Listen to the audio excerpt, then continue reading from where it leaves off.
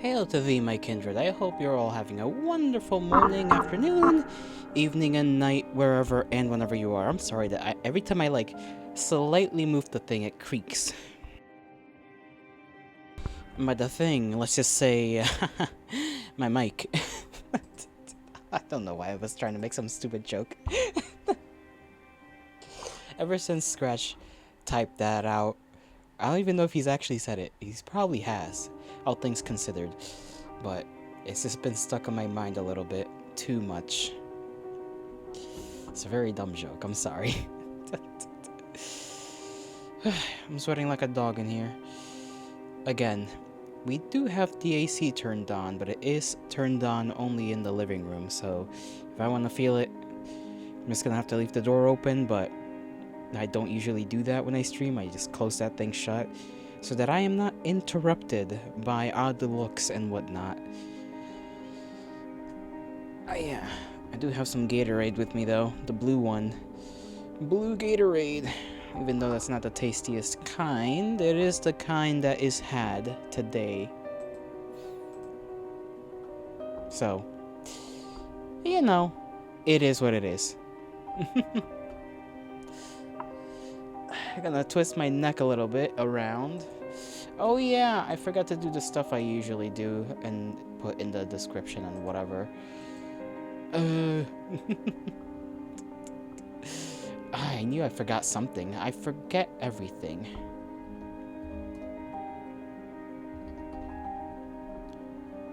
There we go. Yoink that real quick. Yoink this. I gotta put this in the chat. And then I gotta copy. Paste.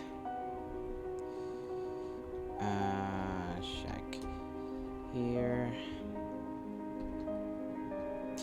Not check here, more here. Check here is when I make this into a VOD.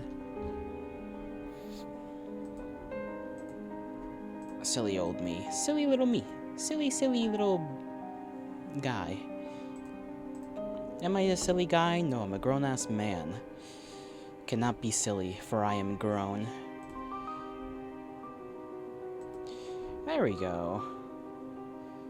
Pin that. So that if any poor soul comes around, they know what's going on. Oh, goodness. This weather is strong.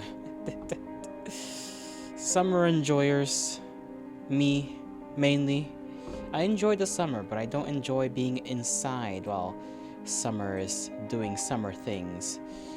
It is quite unpleasant, to say the least. But anyhow, let's see, where were we last time?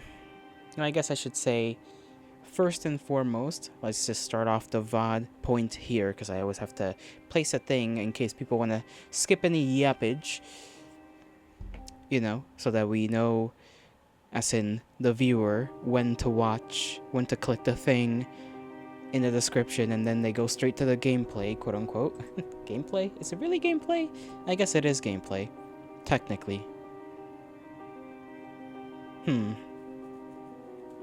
Read through would be more appropriate, technically, I think.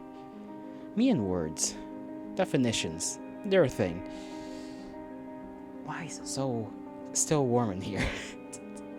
I'm gonna open my door later, like 30 minutes from now, so that the airflow doesn't feel like I'm just putting myself in a little furnace in here. Goodness. I did wake up. I got woken up, actually, I should say. I got woken up because these bastards are once again doing some kind of work that is just involving a lot of hammering. And it was, you know, not a crazy early time in the morning, but earlier than I usually wake up, had me wanting to go there and, like, ask at the very least, what's up, you know? Like, what's up, buddy? Like, why all the noise? Why all the banging of the hammer so damn loud? Like, they were going at it. They were going at it with the fucking things. I hope to be liberated from this and that I don't get awakened again tomorrow by that, because last time it was that for like multiple days every morning, just getting woken up with, you know. Anyhow, let's just get into the game. Check the description thing, game. Yes, for warnings and everything. Now, last time we left off here with Orlam Boy. We got our boy Iggy kinda just given luxurious treatment unlike all the other times. Very, very, very different from all the other times we've been here. And I cannot help but feel that things are gonna get awkward, considering this is Orlam we speak of. Depending on how Orlam is feeling, you know, things might go okay or things might get weird. I don't know. That's all I remember from the last time. It's just the luxurious treatment, and I assume Genzo's not gonna be seen for a while. If he is, probably gonna be not too happy about, well, how should I say? The fact that he probably was treated differently. If we even have the time to converse with him, all things considered. Let's see, what is it that they say? And there, walking down the aisle, his hands outstretched in welcome, is Orlam. My throat catches. He looks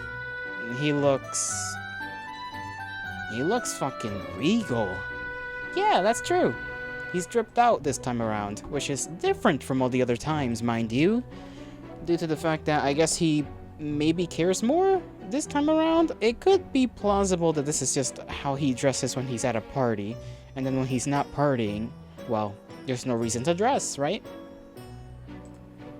Crisp white suit practically molded to his body, ornate crown framing his orange hair, and a fur-lined cape draped across his shoulders. Is this crown really all that different from all the other times? Ornate? Yes. Maybe it just suits him more that he's dressed like this. Somehow the sight of him, of that familiar face, helps to calm my racing heart, and my breath begins finally to slow. He smiles and walks towards me, a little cape fluttering behind him. Why did he get like a small cape? That's a little, you know, what era actually? I feel like there's like an era, Renaissance almost. I feel like you would wear this sort of shoulder cape thing. Maybe I'm misremembering this. But a short cape on the king is a little funny. It's been a long time, hasn't it? I'm so glad you could join me here. He brings his hands to my shoulders, then raises a brow at my clear discomfort. A little overwhelming, yes, but you get used to it. Come, come. Look at that face, he's so confident. He holds out his elbow, and I latch onto it like a spooked field mouse. My gaze jumps back and forth between the throngs of fancy partygoers as he walks me back down the aisle. Everyone seems to be watching us, fanning themselves and talking in hushed whispers, as they should. My fingers dig deeper into Orlam's arm with every step. Yeah, Iggy's most likely not having the greatest of times, if we shall be honest. When we reach the middle of the ballroom, Orlam stops, turns towards me. You will have this dance with me, won't you? I do so love showing off my guests of honor. Oh no, already. I mean, it's just a dance, but considering we're Iggy, I'm a little worried for Iggy. His arm goes to my waist and he pulls me in close with a possessive tug. Dance? I squawk. I practically squawk. I don't. Oh, of course we're having a little bandwidth. Burp. Bump is what I meant to say. Okay, should be good.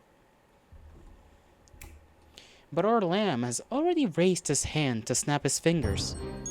And in that instant, the string quartet begins a waltz. Don't worry, I'll lead. His lips curl into an impish smile. Then he grabs my hand and dips me backwards. Ooh, regal, I guess. Not regal, but I guess he knows what he's doing, kinda. At this point, I'm not sure I could even resist if I tried. So, with a flutter in my heart and a clumsy stutter in my step, I do my best to try and keep up as he pulls me back and up against, and up. I do my best to try and keep up as he pulls me up and begins to dance. I have zero idea what I'm doing. Oh yeah, I don't blame you. But Orlam has clearly had plenty of practice. The arm around my waist keeps me held in close and guides our movements as his hand squeezes mine with the beat of the rhythm. I'm sure my feet aren't doing anything close to what they're actually supposed to, but it seems enough to keep up with the sway and the turns and the littling to and fro of Orlam's hips. You're looking well. I trust my attendants took good care of you. That smile again, almost as though he wants to eat me whole. Not again. Yeah, it was... They were fine. Everything was fine. I'm so focused on trying to find my words that I half trip over my feet. Orlam just grins and pulls me back in, then sends me out for a spin, and that leaves me 20 times more discombobulated than before. Then tight again. Flush against his chest. Flush against his, my face flushes, and I jerk my head upwards to see Orlam just looking at me, brows low. I notice you didn't take me up on my offer in the bath. I did try to prepare both of them to your liking. Beads of sweat work their ways down my forehead and temples. Well... Then Orlam sweeps me back up and into the dance again, and I'm forced to take a second to refine my steps. He laughs. It's okay, I didn't actually expect you to. I was mostly more...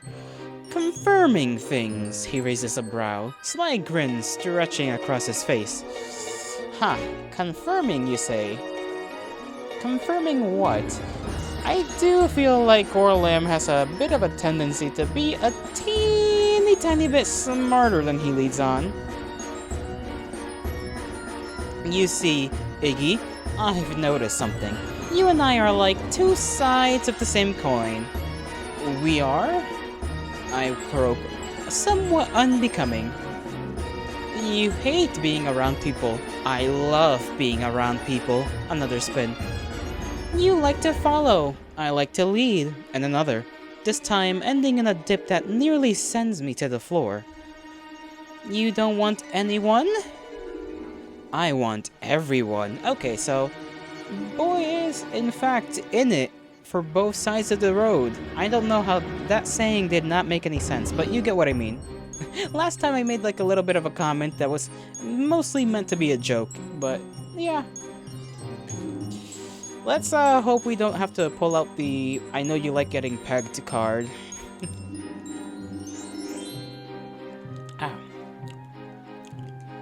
Drink of Gatorade. I have not had Gatorade in quite a long while. Frost is the flavor. Frost. You know what? It is fine. The look he shoots me sends a discomforting twist down through my chest and straight to my bowels. He pulls me back up with a jerk. That's nice is about all I can manage to say in the moment, though the flush on my face probably says otherwise. Orlam must get a kick out of this because his grin widens and he lets out a chuckle. You're a funny fellow, Iggy. I am? My brows arc. Then, because I feel the conversation going in an increasingly uncomfortable direction, I attempt to divert it with some small talk about our mutual friends.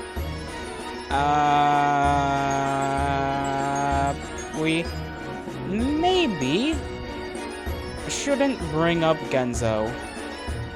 Maybe. That's gonna be my call. There's nobody here to tell me otherwise. And I will not trust the coin, because it's just been giving me heads. Not head, just heads. Talk about Gidget, sure. I heard you invited Gidget up here a few times. I mentally curse as soon as the words leave my mouth. Why would I bring her up after what happened? Now that she's, cheese, I can feel my heart start to pick up. Something Orlam must not miss. Something wrong? He raises a brow. I try to laugh it off. Nothing, just, thinking. This seems to amuse him. But he thankfully returns the subject to my original comment. But yes, I did, indeed. He sends me on a slow spin to the left. I would be remiss not to invite Wonderland's greatest beauty, yes? I suppose. She always made quite the impression on my other guest. You should have seen the ensembles she'd wear. Quite décolleté. I blank. Turn my gaze away.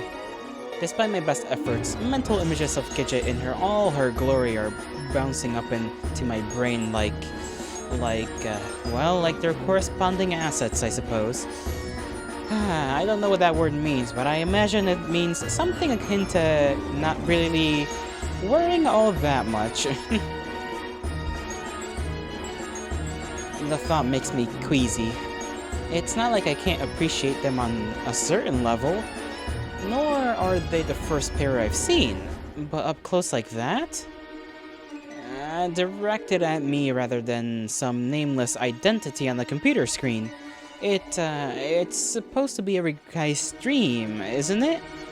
Picturing themselves with the woman on the screen, wishing that she were real, and yet somehow, when she'd become real, sitting there in front of me, all I felt was a cold sweat.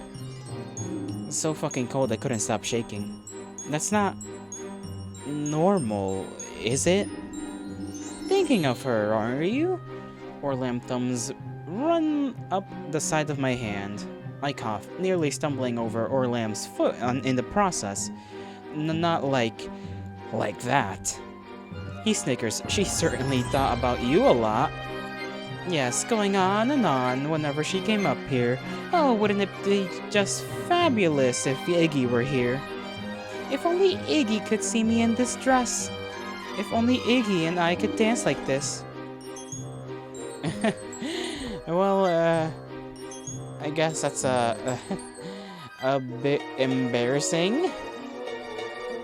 My eyes twitch, and I can't help but twinge of shame worming its way into the back of my mind. That's a bit embarrassing. The poor girl couldn't help it, I suppose. Love does have a tendency to skew our perspectives. I don't miss the way the corner of his mouth twists downward at this.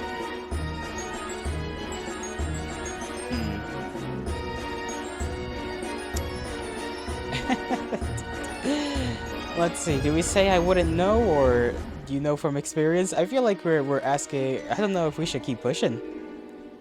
I feel like so far I've picked all the wrong answers.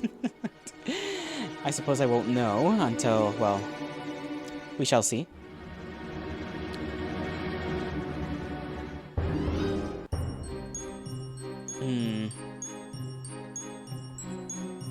You know from experience? I kinda wanna push. You, know this from experience? I ask with a tiny grin. But Orlam turns his head at this, brows furrowed. Unfortunately, even I once succumbed to the follies of love. Of hope. A laugh. Shameful, really, thinking back on it.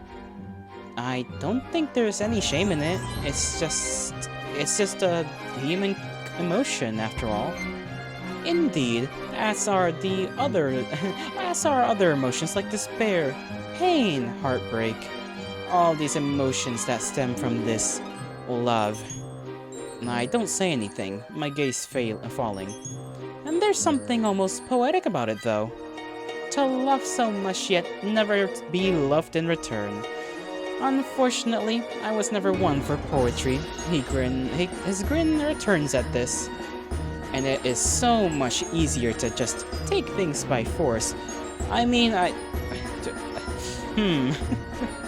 That's certainly a phrase you should not speak out loud with such a smile on your face, but I guess technically not wrong?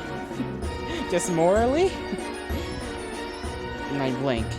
Swallow. But he's already moved on. You know, I never did get a chance to thank you properly for what you did. His fingers give mine a little squeeze.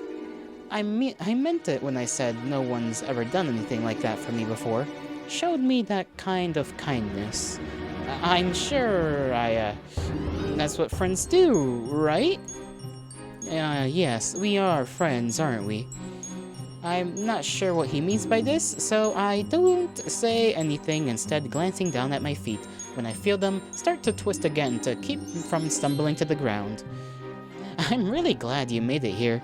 I admit I was hoping I'd be able to show you what I'd accomplished, to be able to repay the kindness you showed me. This is definitely quite the setup you've got going on here. It is, isn't it? Orlam bites down on his lip in what I can almost imagine is barely restrained pride. You should have seen this place when I first arrived. Nothing but chaos, anarchy. It took quite a bit of incentive to bring the masses in line. I do wonder how he gained control of this place. If he just arrived, and I suppose wished to have everything and everyone, did Wonderland basically just listen to his whims? Did he just command and the people simply listened? Because I kind of find it hard, a little bit difficult to believe that people would, just willingly listen to him without a reason.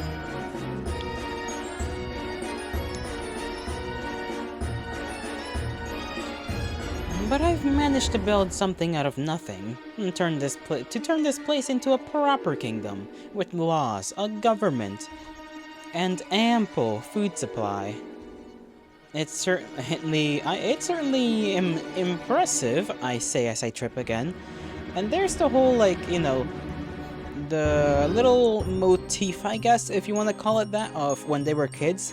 They were, playing around with the toys and making a town and giving it like a little make-believe government, and now here he is, running a kingdom, making a government, and making things run despite the cannibalism. Or questionable cannibalism. I suppose we still don't know whether to consider the people of this realm people in the traditional sense. This time falling forward against Orlam's chest with an embarrassing flourish. Orlam pauses a moment to let me catch my breath, ever-present grin on his face as he watches me fumble. I refine my balance and pull back, face no doubtedly 50 shades of red. Indeed, he smirks, pulling me back into the rhythm. Yes, I'd say it's only missing one thing at this point. Let me guess, a queen? What's that? Behind us, the music has started building into a crescendo. And Orlam takes this opportunity to give me one final spin before tipping me to the floor in a grand spiral flourish. Someone to rule it with me. Yeah. It doesn't have to be a queen, it doesn't have to be a queen. Sorry, I was trying to take a picture. I don't know why I right-clicked. The way he's like, brow raised. And poor Iggy's just like, man, I don't know. What's that do here?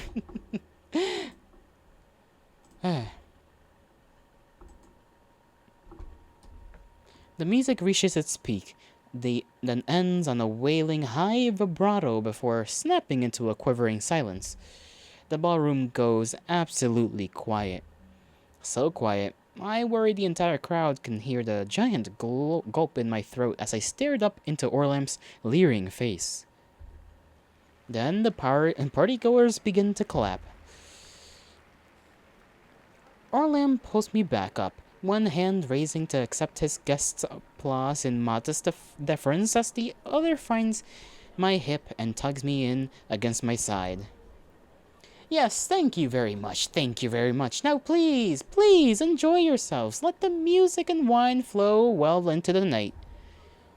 Next to him, I bring my hand to my face to hide my reddened cheeks, wanting to disappear into my collar. What the hell have I gotten myself into? Oh, I do not know.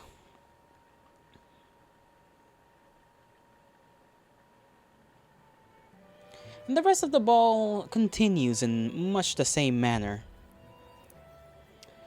Getting shuffled around from circle to circle, shown off to partygoers, offered wine and champagne and some of the strange little meat things wrapped in what tastes like pickled radish.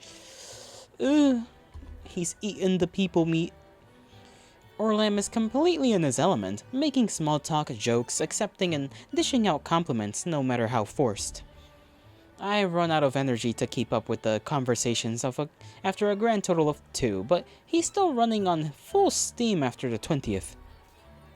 And the way he can just make up things to say, embellish the inanest of inanities, and schmooze even the most glamorous of beauties is impressive, to say the least. Bro has that riz, I guess, in Wonderland, to say the very least. He's got that wonder riz. Wonder is, wonder than I don't know why I try to make a little Christmas song out of that. Unnecessary. Cringe, even. Every time the conversation turns to me, the most I can get is a choked out hello. And it feels like we're at it for hours. And in the middle of an exceptionally long yet animated talk about a buxom Lady Buvanish and her trio of fans, I managed to slip away and towards one of the far corners, grabbing another flute of champagne on the way and downing half of it in one gulp. My legs shake as I lean up against the wall, and I can feel sweat clinging to the back of my neck. I take one breath, 2, feel myself start to settle down as I watch the clusters of guests shuffle about. Some of them talking, some of them dancing, and all of them sneaking the occasional glance at the short little redhead, bobbing in and out among the lace and frills. They certainly seem to like him, though I can't help but notice that there's not a plain one amongst the bunch. All of them, every single one of them, could easily pass for a model. It's almost as though they've been hand-selected through some kind of beauties-only casting call. Where are all the normal people? Well, they're in the village down below, or in the big pots, I imagine. Like me. I gulp down the rest of my champagne. Enjoying yourself? I let out an unbecoming eep and jerk backwards, nearly dropping my glass. Orlam's right next to me, hands on his hips. Don't worry, I know this isn't your thing, he smirks. Then loops an arm around my waist and brings a hand up to shield his mouth in an over-embellished whisper. Shall we find somewhere a little quieter? I feel my mouth go dry. But he doesn't wait for my response. Instead, latching onto my arm and tucking me towards the door. Come. Once back out in the hallway, the quiet feels almost deafening. Orlam leads me gleefully past bowing guards and attendants towards the grand staircase in the main hall, practically dancing up the steps. Where are we going? I ask, almost hesitantly. My room, of course. There's something I want to show you. I feel myself blank, but I don't say anything, all of a sudden incredibly nervous. And only a few minutes later, we arrive in front of a giant set of crimson double doors, big enough to fit an entire truck inside them. Attendants manning the either side bow in reverence with twin "Good evening, your majesties," before pushing open the doors with a heavy creak. We step inside. Big plush. I guess the man likes his plushies. And my jaw drops. It's not what I expected. Well, some of it is. There's an absolute enormous canopy bed topped with deep red duvet and about 50 pillows. A giant armory decorated with golden veins and leaves stands next to a full-length mirror. And above us hang more chandeliers, smaller but no less ornate than the ones in the ballroom. What I don't expect, however, are the toys. They're everywhere. Stuffed animals of all shapes and sizes, including the biggest teddy bear I've ever seen in my life lying in the corner. Action figures, puppets, dolls, bats, and balls, model planes, even a miniature train shugging on a track that circles the entire room. I stand there a moment in the doorway, just taking it all in. I mean, kind of makes sense considering, he basically had nothing growing up. And we know he's definitely a bit of a hoarder in some small sense, considering the way his apartment was looking. Although that was more. We didn't really get all that much of a description, I think. Just a lot of garbage for the most part.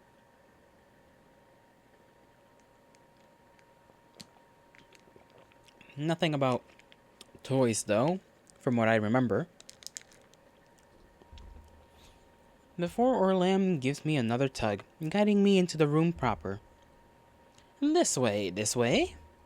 He leads me through the variable toy stores towards a set of glass doors on the other side of the room. I don't miss the brown stuffed rabbit propped up on the pillows of the bed like some kind of throne as we pass by.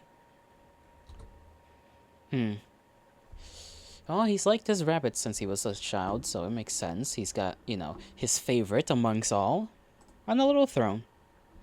He pushes open the doors and pulls me out onto a large balcony. And I step forward, gaze going skyward. It's gorgeous. It's like the whole world has opened up above me, a galaxy of stars just for me. And as I step even further, I see the world down below, a picture-perfect nightscape of the countryside. Tiny dots of light color the nearby town, purple and blue, and trees trace the curves of the hills, and moonlight dapples the surface of the lake. It's like a goddamn painting or something. And instantly I feel my anxieties begin to recede, almost as though swallowed up by all the calming blue. I thought you might like it. I walk over to the railing, enjoying the coolness of the marble beneath my fingers. I close my eyes, take a deep breath, feel the chill swirling around in my lungs. Then let my gaze go back to the stars and that ever-expanding universe. And I could get lost in it. Even someone like me needs a little alone time now and then. Fortunately, I have the best spot in the kingdom to get my fix. Orlam steps over next to me, leaning his elbow on the railing. Forget that he's technically smaller. A little smaller than Iggy. I don't remember by how much. Not by a lot, I don't think. Only by a bit, if I'm remembering correctly. Let me look at it. The little height chart they got for the characters over here. Yeah, it's not by much, like 4 inches. 4-inch height difference. To some, that's all in the world.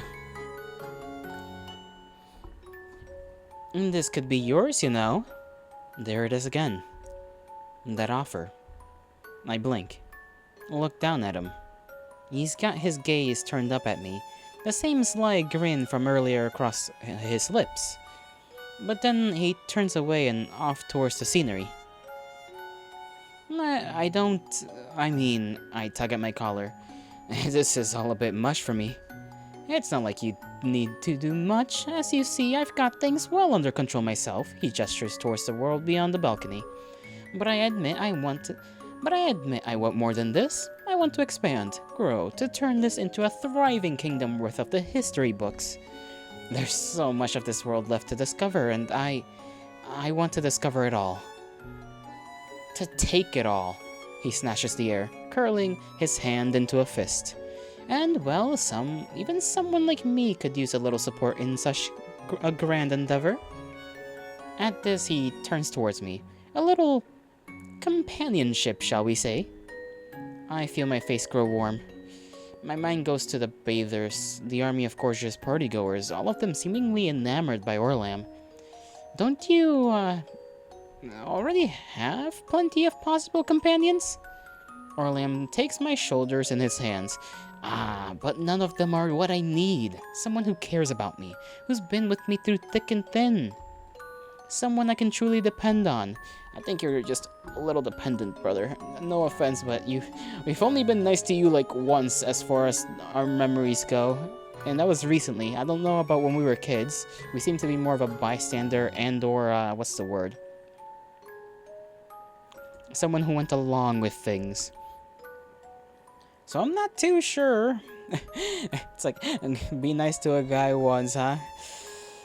Oh boy.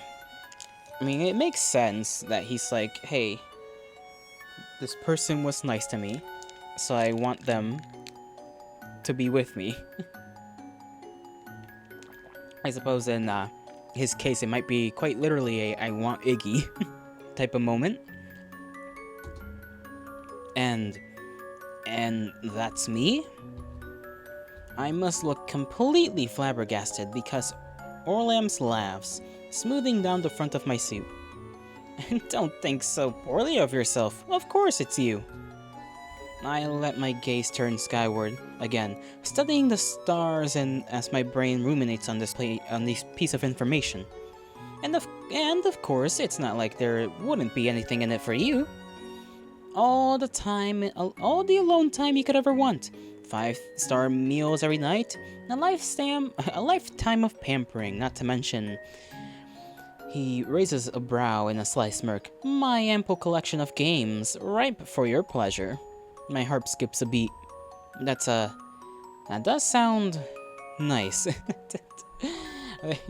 You know, he wasn't kidding when he said they're kind of like two sides of the same coin in like a fucked up way. It's like Iggy is like not with it when it comes to physical affections at all, at least with somebody he's not comfortable with, you know?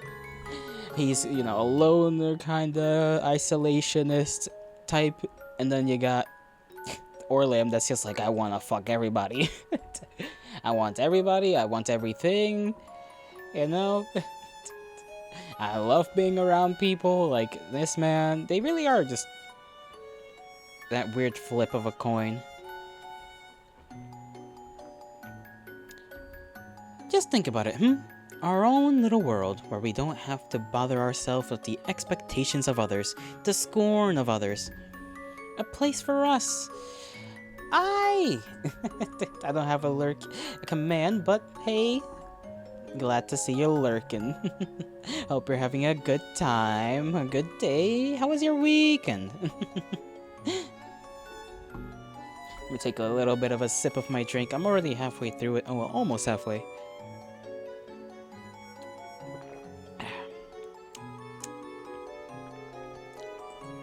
Let me continue. A place for us, where we can get to make the rules.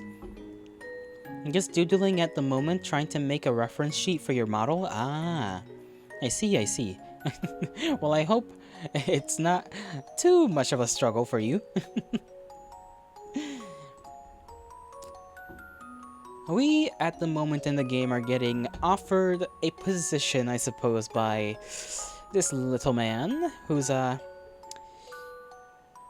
words are very much something Iggy probably likes to hear.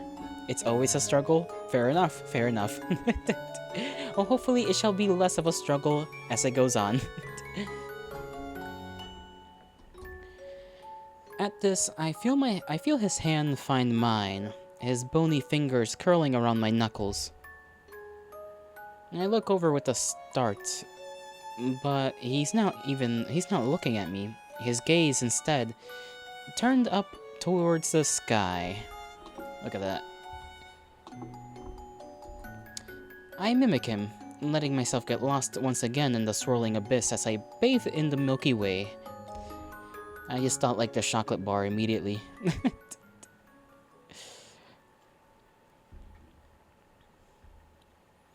We don't stay out much longer. Orlam must notice how tired I am because he soon steers me back inside the warmth of his room. Chocolate. Yes. Chocolate. I haven't had chocolate in a bit. There are donuts, those little like munchkin donuts from Dunkin' Donuts in the fridge, I think. There should be a couple of chocolate ones left in there. Tut-tutting the whole way as he smooths down my hair and brushes a few lone specks of dust off my shoulders. He chuckles, coughs into his hand, redons that sardonic smirk from down in the ballroom. This is the point in the evening where I normally invite you into my bed, but... He dances his fingers up my chest and grabs my tie, pulling me closer. Donut holes? Yum yum. No, they're not donut holes. They're just like little balls. Donut holes. You can't eat a donut hole. If a donut has a hole in it and you decide to go yum yum on the donut hole, then there's no donut. It's just hole. As much as I'd love to get you out of that dashing suit before just as quickly letting me go with a snap, I know that's not what you want, so never fear. I've arranged my finest room for you. It's just down the hall in case you happen to need anything during the night. He taps the tips of his fingers together with a proud smile. Oh, thanks. My heats return to my cheek. It's like he knows exactly what to say to get the blood rushing to my face. Sorry for being an awkward mess, or this was nice. I guess we can say this was nice, you know? This was, it was nice. Yeah. Everything, I mean. I look down. To the right, to the left. I can practically feel the awkward heat that must be warping the air above me. Orlam raises a brow, just standing there a moment, staring at me. Then grins the goofiest grin he's donned all night, reaching up to grab my shin and giving my head a little shake. You adorably socially inept button, I could eat you up. My face must truly look like a tomato. Of course, anything for you, my dearest friend. He pulls away with a snap, leaving my brain feeling exceptionally rattled in my skull. And I do mean anything. No matter the urge that may spring forth within your loins, do let one of my attendants know, They shall accommodate you, post-haste. One hand at my back, he guides me to the door, where a rabbit attendant is already waiting to take me to my room. Do get some sleep, yes, and think about my offer. Then the door closes behind me, leaving me alone with the attendant in the ornate hallway. This way, sir. The attendant bows, then starts forward. We pass another attendant on the way, this one leading what looks like a man and a woman from the ball towards Orlam's room. Both of them are trying to suppress twin grins of excited mirth. I don't have time to let my thoughts linger on them because the attendant has already opened up a door on the left and is currently holding it open for me. I dash forwards, as so as not to keep him waiting and find myself in a wonderfully elegant room. Purple. While not as big as Orlam's for sure, it's still quite ornate, equally ornate and far grander than anything I've ever stayed in before. And this one has a blue theme to juxtapose Orlam's red. Ah, it's blue. The duvet, the pillows, the rugs and curtains, everything's different. Everything's a different shade of blue. It's wonderfully calming. We've prepared night clothes for you on the bed, sir, and if you need anything during the night, simply ring this bell. The attendant gestures towards a small brass bell hanging on the wall by the door. Oh, thank you, I say clumsily before the attendant bows and walks back out, leaving me alone. We still have no clue where Gunzo is. And I'm a little worried. Has he already been cooked? We don't know. Hopefully not. The sweet serenity of isolation. I take a short jaunt around the room to get my feel of the place, ending up at the bed where I find a set of blue silk pajamas awaiting me. How luxurious. I slip them on quickly, loving how irresistible they feel on my skin, then climb up and onto the duvet. Duvet? Like that one band? Or that one song? I don't know if it's a band or a song. I forgot. It must be down because it sinks delightfully beneath my touch, so soft I could get myself lost in it. At the top of the bed, I find a single pink rabbit resting against the pillows. I stare at it for a moment, blinking, then grab it and hold it against my chest as I lie back with my gaze towards the ceiling. Pink rabbit, huh? Just like our childhood plush. I try to think back to the real world, to my apartment in Brookside, to the work I still have left to finish, even to my parents. But all of it seems so far away, and ridiculously unimportant. I run my thumb across the soft velveteen head of the rabbit in my arms, eyes drooping. My thoughts drift to Orlam, to the expanse of stars overhead, to the feeling of his hand in mine, gangly and rough. Something pings in the back of my mind. I close my eyes. I wonder if we'll have yet another flashback. Yes, we will. I love flashbacks. I love explanations. I love knowing things. And when I open them again, I'm outside, standing on the sidewalk, watching as my classmates trickle out of the building. After prom. Well, after prom. What time had it been? Had to have been around 6 in the morning. Damn. You don't like knowing things? Too much brain work? You know what? That's fair. That's fair. I just like knowing things so that I can yap away, at least for a little bit, and sound smart. I'd lost the others somehow. Even Gidget, despite her practically refusing to leave my side the latter half of the night. I don't spy any of them now among the surrounding exodus, so I figure they must either still be inside somewhere or left earlier.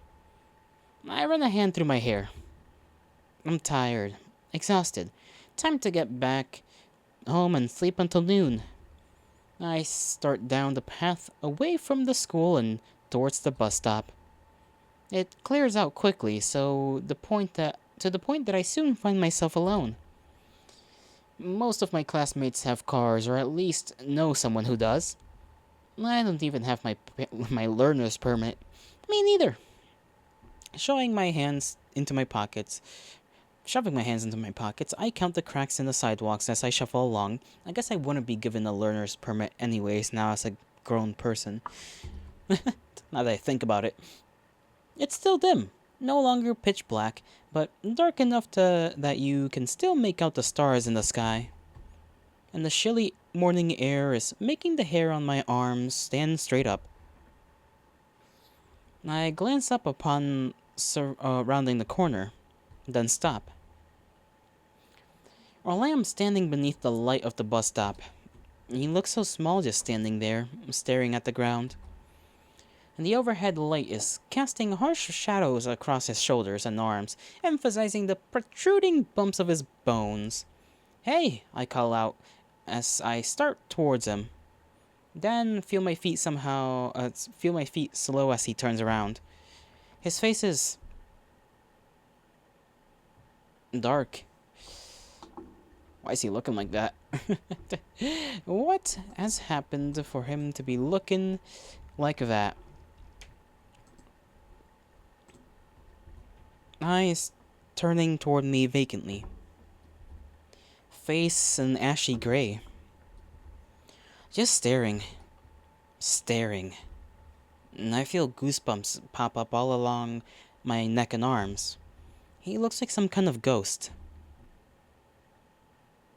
Hey, I try again, slowly falling into place beside him at the stop. Everything okay? Was wondering where you went. I suddenly felt like I was all alone in there. I smile. He doesn't return it, nor does he say anything, just staring at me with the same look of almost confused emptiness. And now that I'm closer, I can get a better look at him. His eyes are pink and puffy, his hair a scraggly mess, and look like his clothes look like they've gone through a wrestling match. I noticed the buttons on his shirt no longer match. Hmm, that's worrying, to say the least. Did something...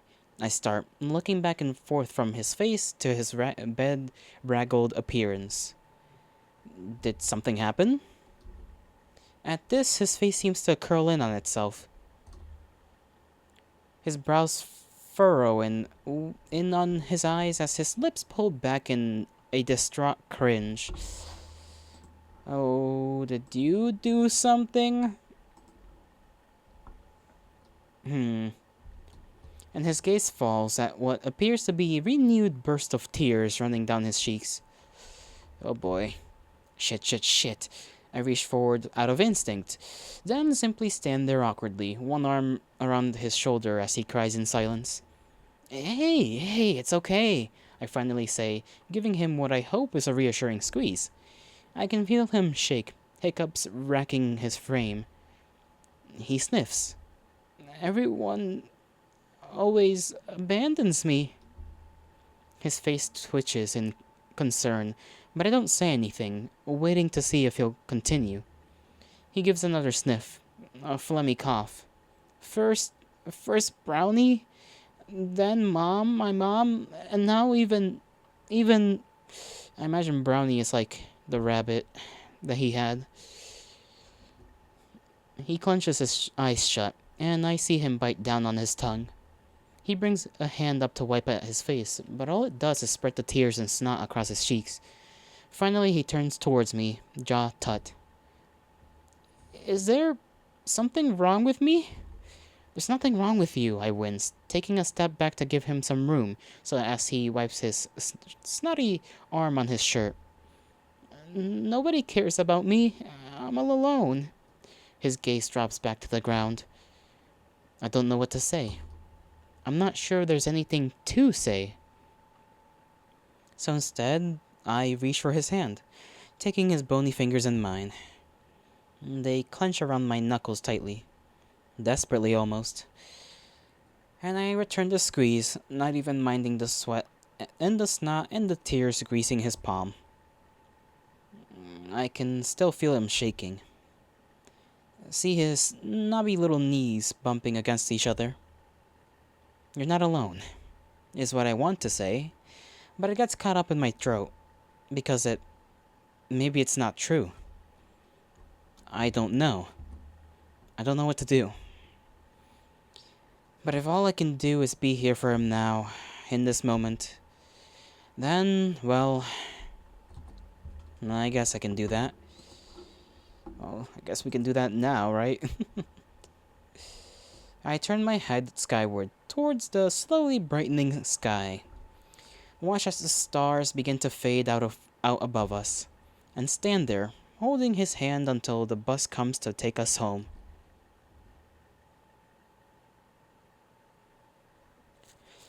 Well then, at least we get a little bit more.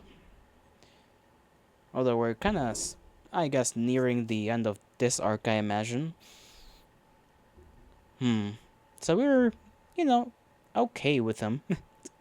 We were nice that one time. I awake the next morning to the sun filtering in through the curtains and painting patterns across the sheets. I feel so comfortable, like I never want to leave. I smile and roll over, still hugging the pink rabbit in against my chest as I bury my face back into the pillow.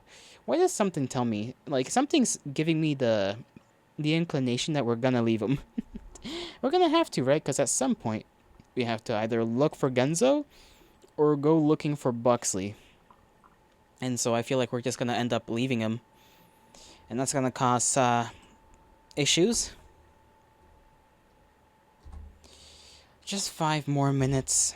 5 minutes turn into 10, then into 15. Finally, however, I pushed myself up on the mattress with a frazzled womp, running a hand through my hair and rubbing at my cheeks.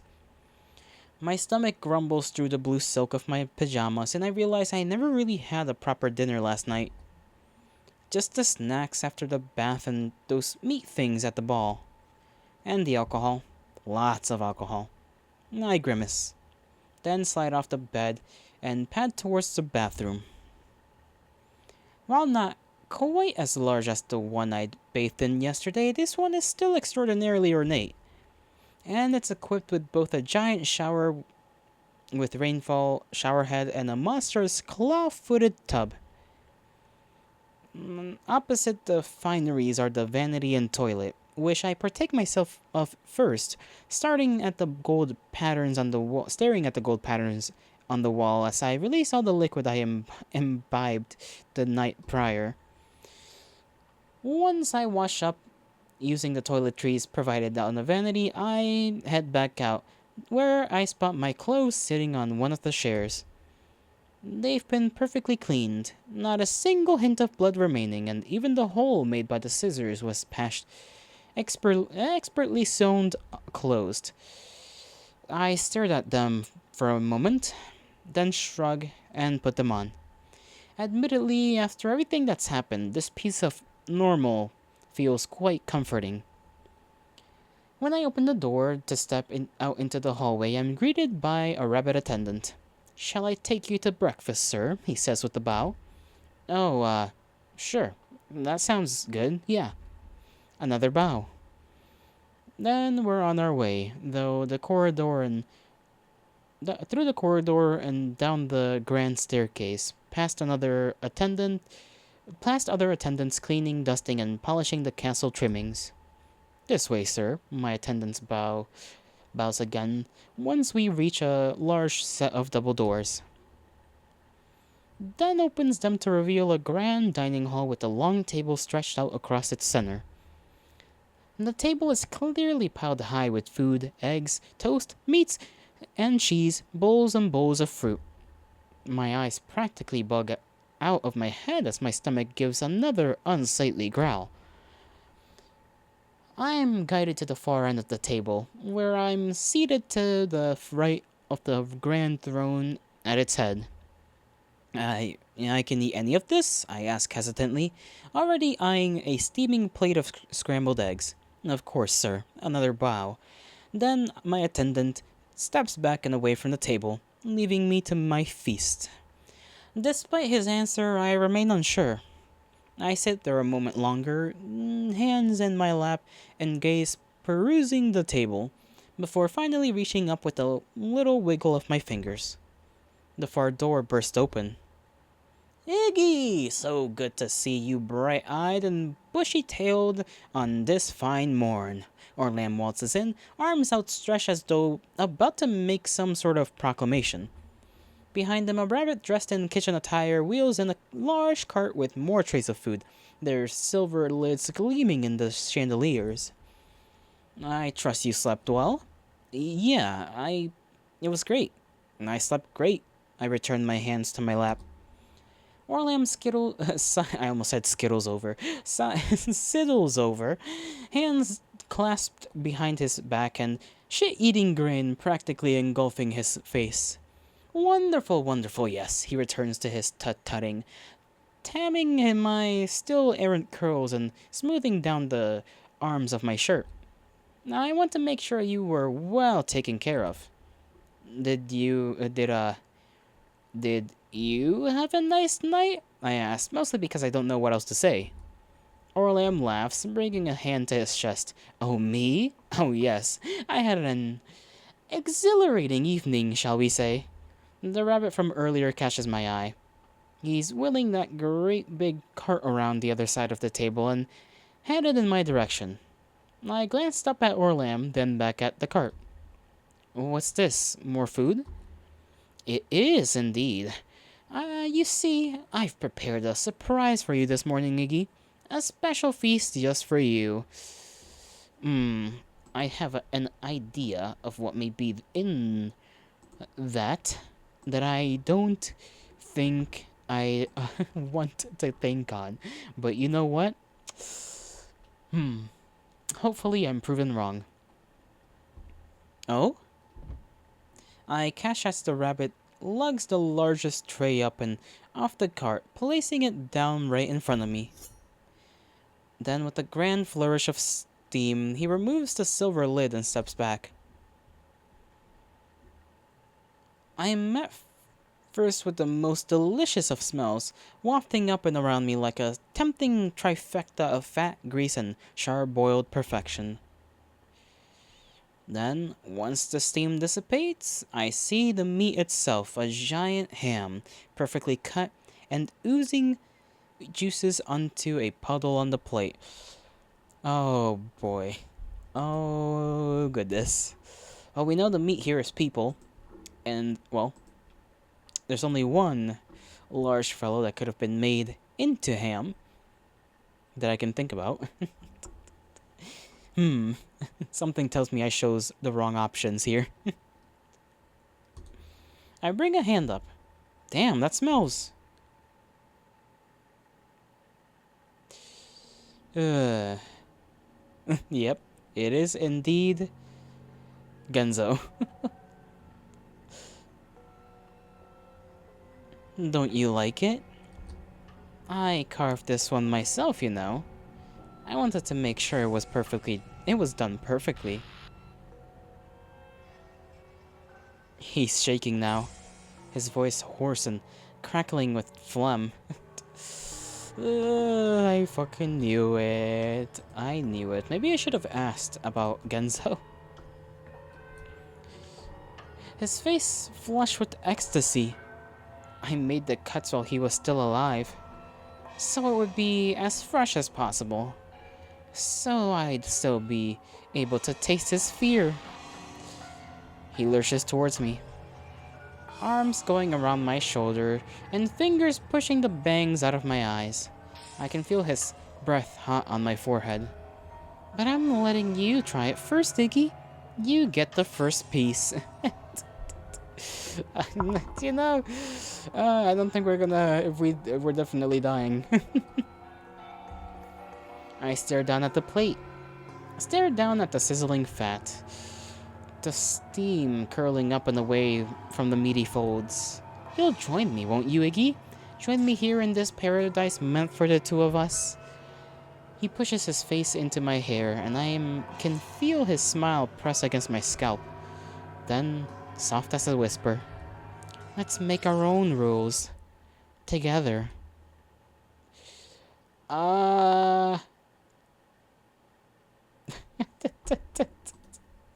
Eat or don't eat?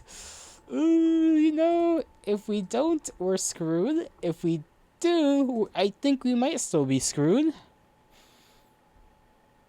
But maybe later. Oh boy. Whoop. Yikes. I don't even know if there is a way to save Genzo.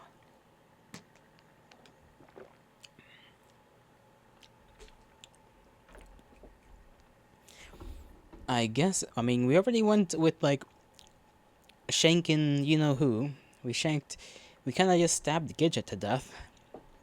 Because, you know, the other option led to our death.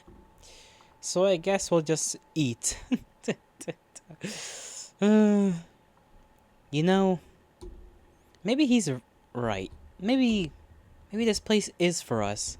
our own wonderland, where no one can tell us that we're wrong, that we don't belong. Maybe, maybe we deserve this. That is not how I thought this was gonna go. My lips curl into a smile, and I pick up the fork off the table. Yes, this is our place, our own special place, and it's time I got to make the rules for once.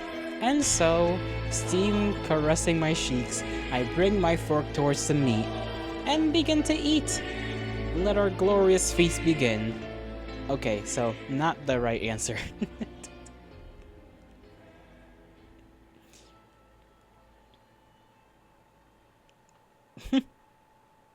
Things move quickly after that. Let's see how quickly. Okay, we are given, a declaration of being another king.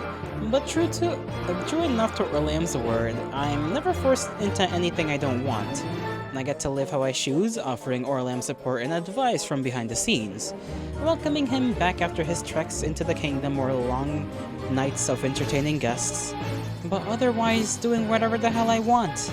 And as for the two of us, we spend our time strategizing, playing. There's no Orlam just kidding.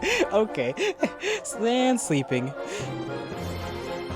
and I take care of him every step of the way. To be honest, it's exhilarating having so much power.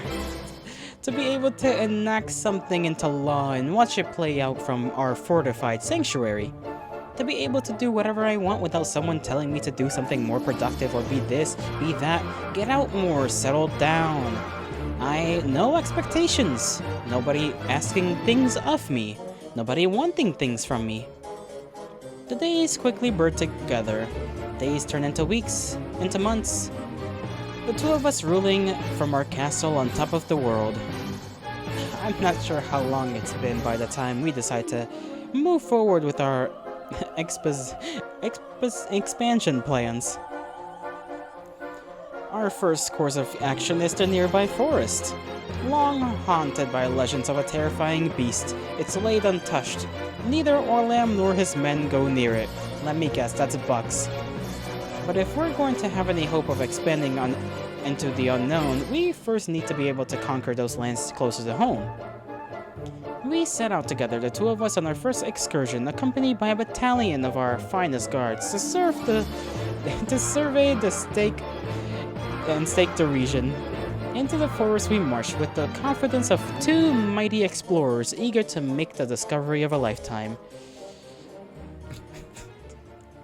Deeper and deeper we go, our spirits high, our ambitions unfaltering. Through the bush, over the sticks and rocks, to where the air grows cold and the trees coil and twist around us like a wooden cage.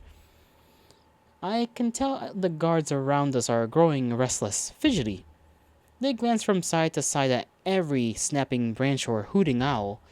Orlam, however, is unfazed. He walks out ahead, and a hand to his chin and scrutinizing every rock and pebble.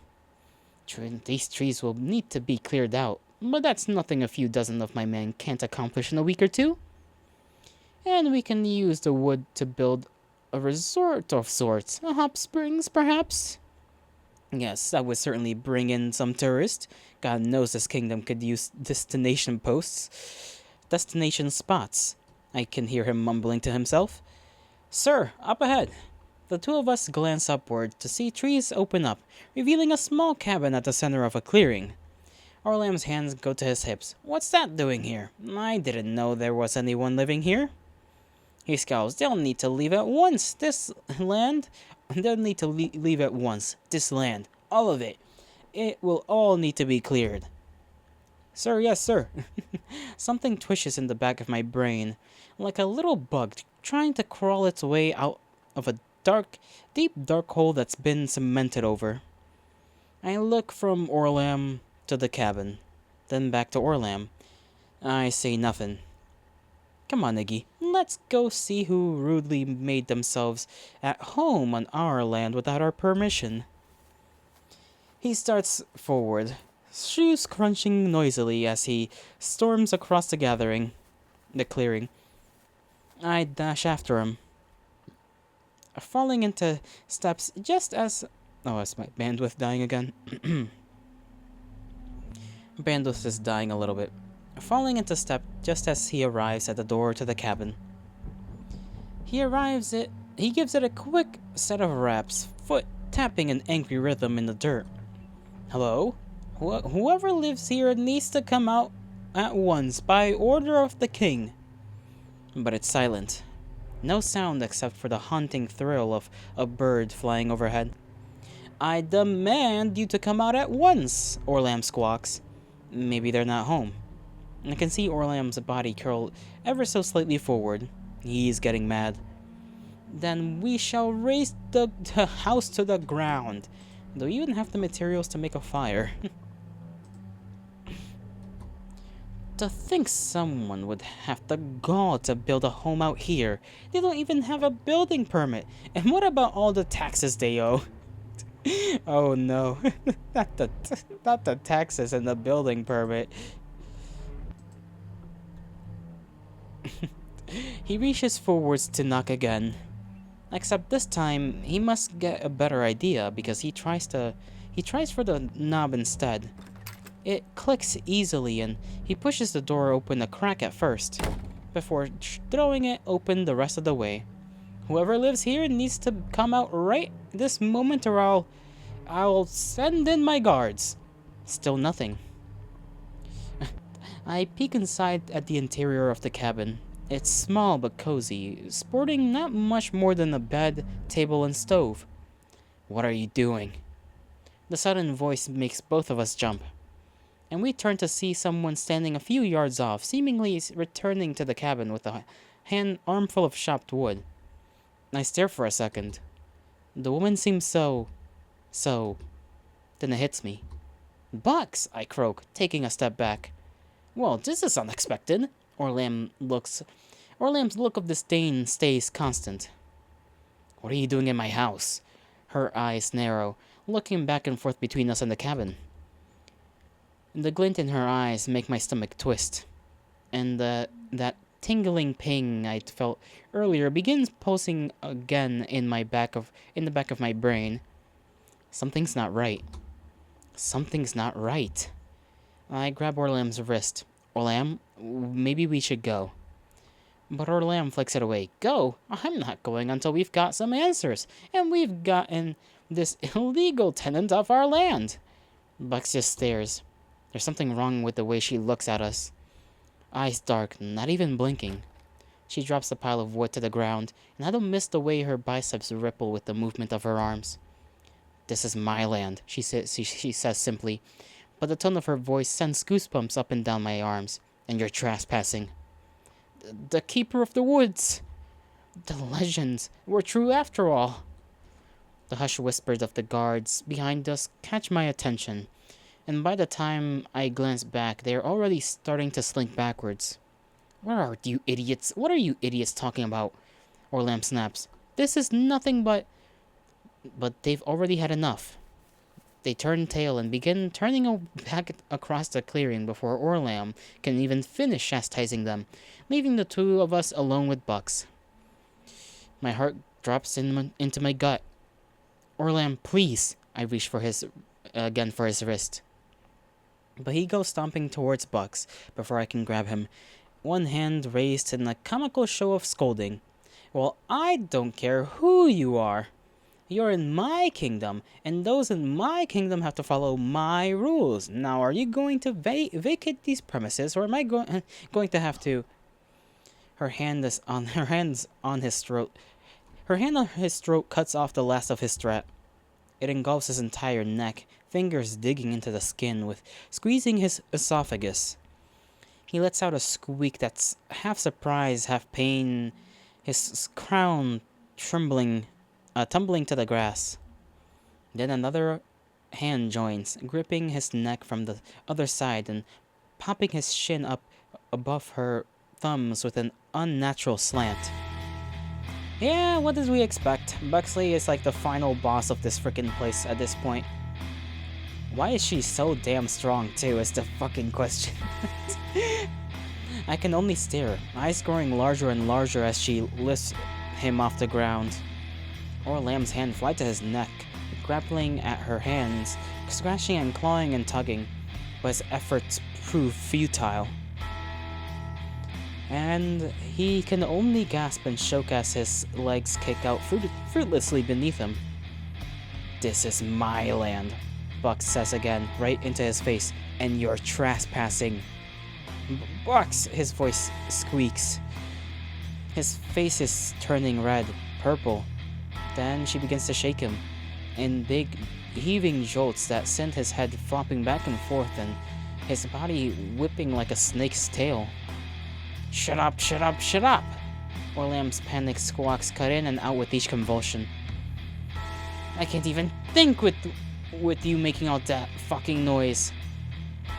I can see the veins popping out in Buck's hands, her arms trembling, eyes wild. "Why can't you give me a moment of fucking peace?" There's a horrifying snap, and I feel the blood drain from my face. Orlam... Oh yeah, he's dead as hell. Orlam's gone quiet, his body limp, but still she keeps shaking. Still she keeps wrenching his body back and forth as her hands dig into his throat tighter and tighter. So tight I can see blood bubbling up beneath her fingers. So tight I swear she's going to squeeze his head right off his body. His body flops like limp spaghetti. His eyes bulging, foam dribbling up between his lips. It's at this moment that I turn and run. I don't even consciously think about it. My body just does it. Running, racing, sprinting back across the clearing, back into the forest. I have to get away. Have to escape before she sets her sights on me. The trees whip at my face, the brush scratching and grabbing at my ankles. But I don't let it slow me. Even as my heart threatens to beat straight out of my chest, I keep pressing forward, sheer panic and rolling my arms and legs, controlling. I run until I burst out of the trees and find myself at a river. I lurch for it, gasping and squeezing, stumbling toward the bank. I fall to my knees, not even caring about the rocks and pebbles scratching against bone, about the water seeping up through my palms and I can't read. About the water seeping up through my palms to stain the fabric. There we go. I kneel there a moment, just catching my breath. The taste of copper on my tongue as my lungs struggle for oxygen. My head feels so heavy. So heavy my skull pulses with the weight. And I reach up and grab my crown, throwing it to the ground beside me. Then do the same with my cape, wrestling free of it with a frustrated grunt and heave it onto the grass. Fuck. I bring my hands to my face, body curling inward. I can feel a salty twinge beneath my eyes, but the tears don't come.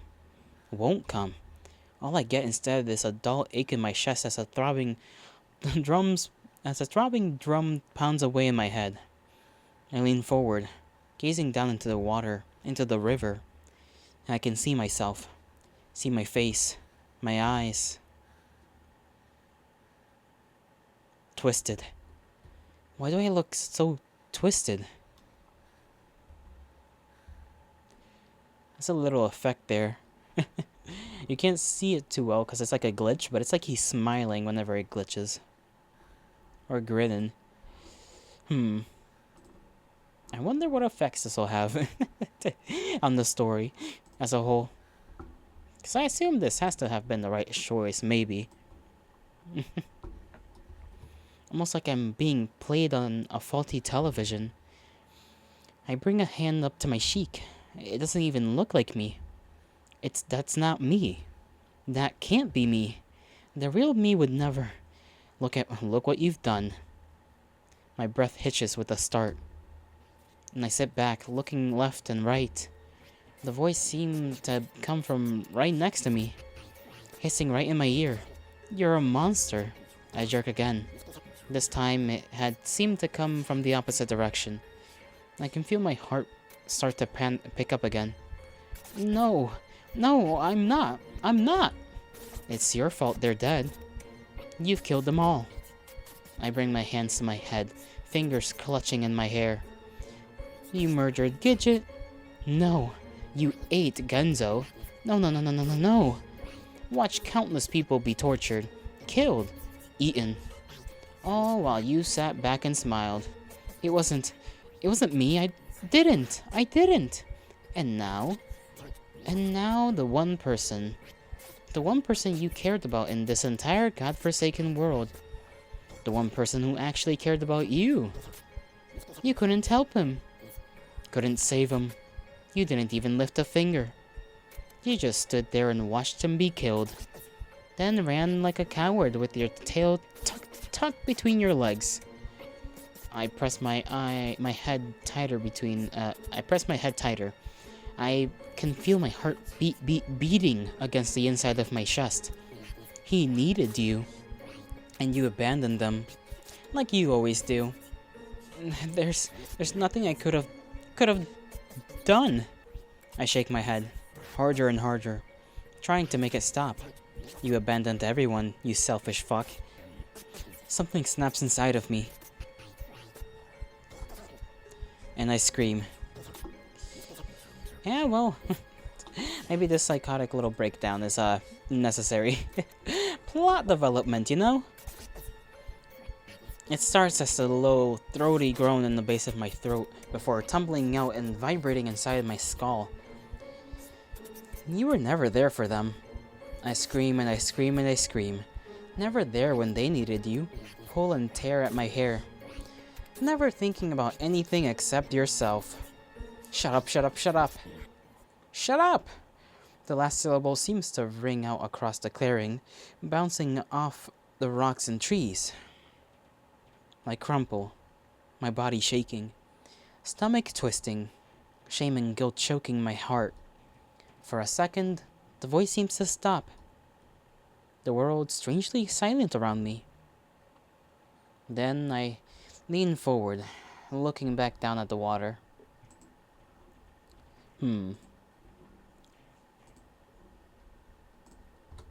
No.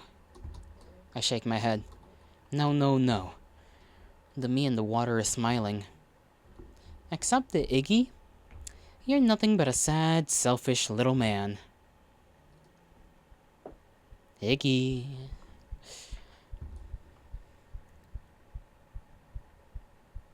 That voice. That fucking voice.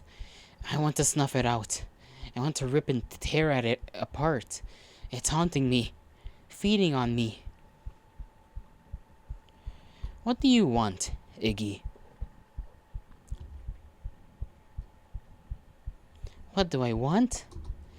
I want the voice to go away. I want it to stop taunting me. It's not true. None of it is true. That wasn't me. That couldn't have been me. It was all a lie. All of it. What do you wish for more than anything in the whole world? I wish for that voice to go away. It won't stop. It just keeps going and going. It's driving me insane. Make it stop. Make it stop. Make it stop! My vocal cords crack with the words. And for a second, I don't hear anything else. Nothing except my voice echoing, echoing, echoing. Then the words fade. And I look back down into the water. That's when I see it. A bubble rising to the surface, followed by another, and another.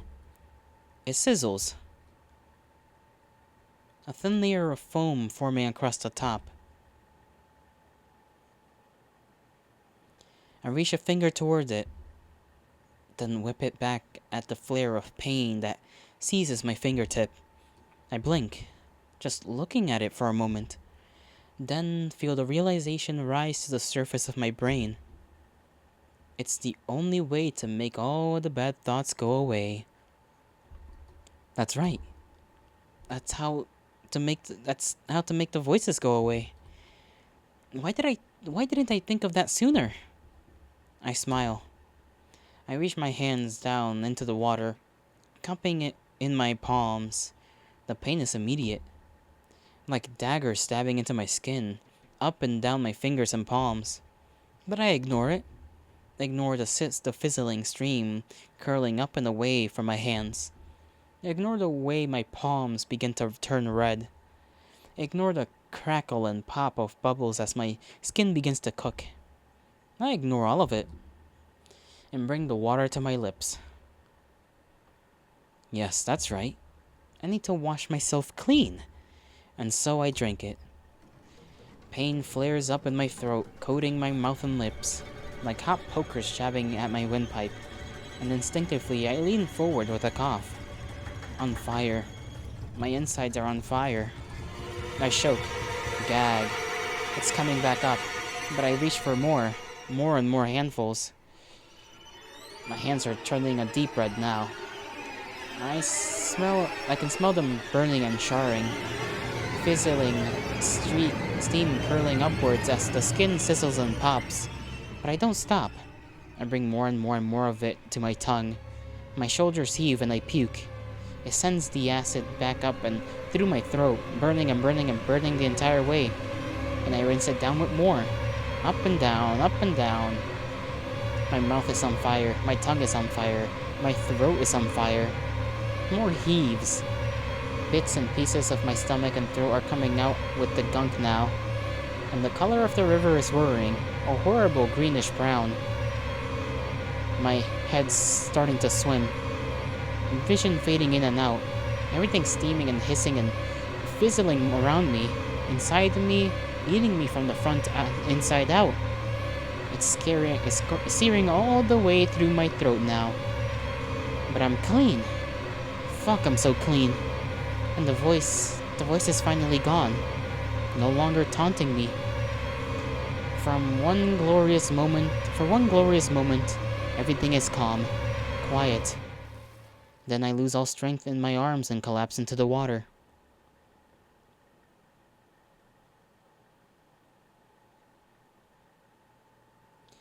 The river turns red around me, flowing away, away, away, and taking the bad thoughts with it.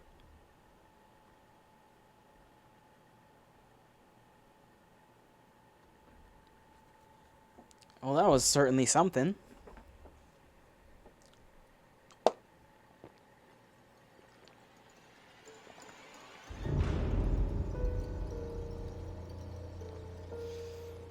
My goodness. Wacky little arc. How that one will affect the story pushing forward? Well, I'm not sure. It doesn't seem so far that outside of us getting like an innate, instinctual, like worry or doubt about stuff that is very bothersome, there's not really a heads up. We don't get like a flash of memories unless things are already going down. That much is for sure. Next arc. What will it be about?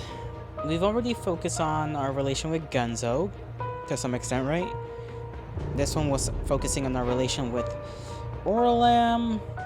Maybe we'll get something with Gidget or Buxley? Well, not really Buxley, because we gonna have to get to Buck before, for any of that to happen, I suppose. I mean, maybe we do get flashbacks with Bucks. Still not certain, though. I'm gonna just close my eyes and let the credits play out. Because I gotta use the restroom. I'll be right back.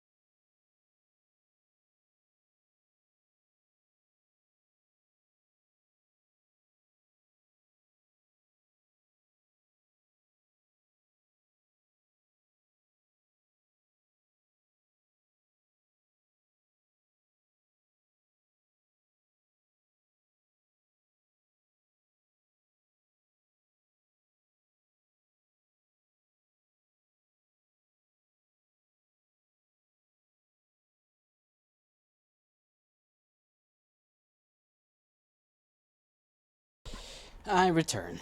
Hopefully nothing happened while I was gone. Alright, let's see. I'm sorry, Orlam. I'll find another way to save you. Yeah, we still have no clue how to save our friends from this time loop. But, oh well, you know. Oh well. 2 arcs to go. Save? Save who? My brows furrow in my half-sleep daze. Why do I feel so... The dull scratch of Mrs. Donish's trash bins jerks me the rest of the way from my sleep. And I sit straight up in my bed with a half-swollen gasp. Swallowed. I bring my hand to my face, my mouth, my throat. Why am I in such a cold sweat? My heart feels like it's going 90 miles an hour in my chest. I don't even wait for Miss Donish to drop her bottle, instead rolling out of bed and stumbling towards the door. I go immediately to the mirror, looking at myself, studying myself. I bring my hand back to my throat, almost as though expecting to see some sort of, I don't even know, to be honest. But there's nothing. Just my pasty-ass neck with the little mole above my collarbone. And the rest of my face looks normal, too. Well, besides the 2-ton boulders beneath my eyes. For some reason, I look like I haven't slept in weeks. I bring a palm to my forehead, wiping the clammy beads of sweat. Then simply stand there, leaning against the sink, until the nagging sense of disconnection finally begins to recede. Finally, I drag myself out of the bathroom, blinking at the sun, drawing patterns across my apartment floor. Why does it feel like I haven't been here in a long time? Weeks, months even. Like coming back home after a long vacation. I sigh. Chew on the inside of my cheek, then wander toward the kitchen to start the coffee pot.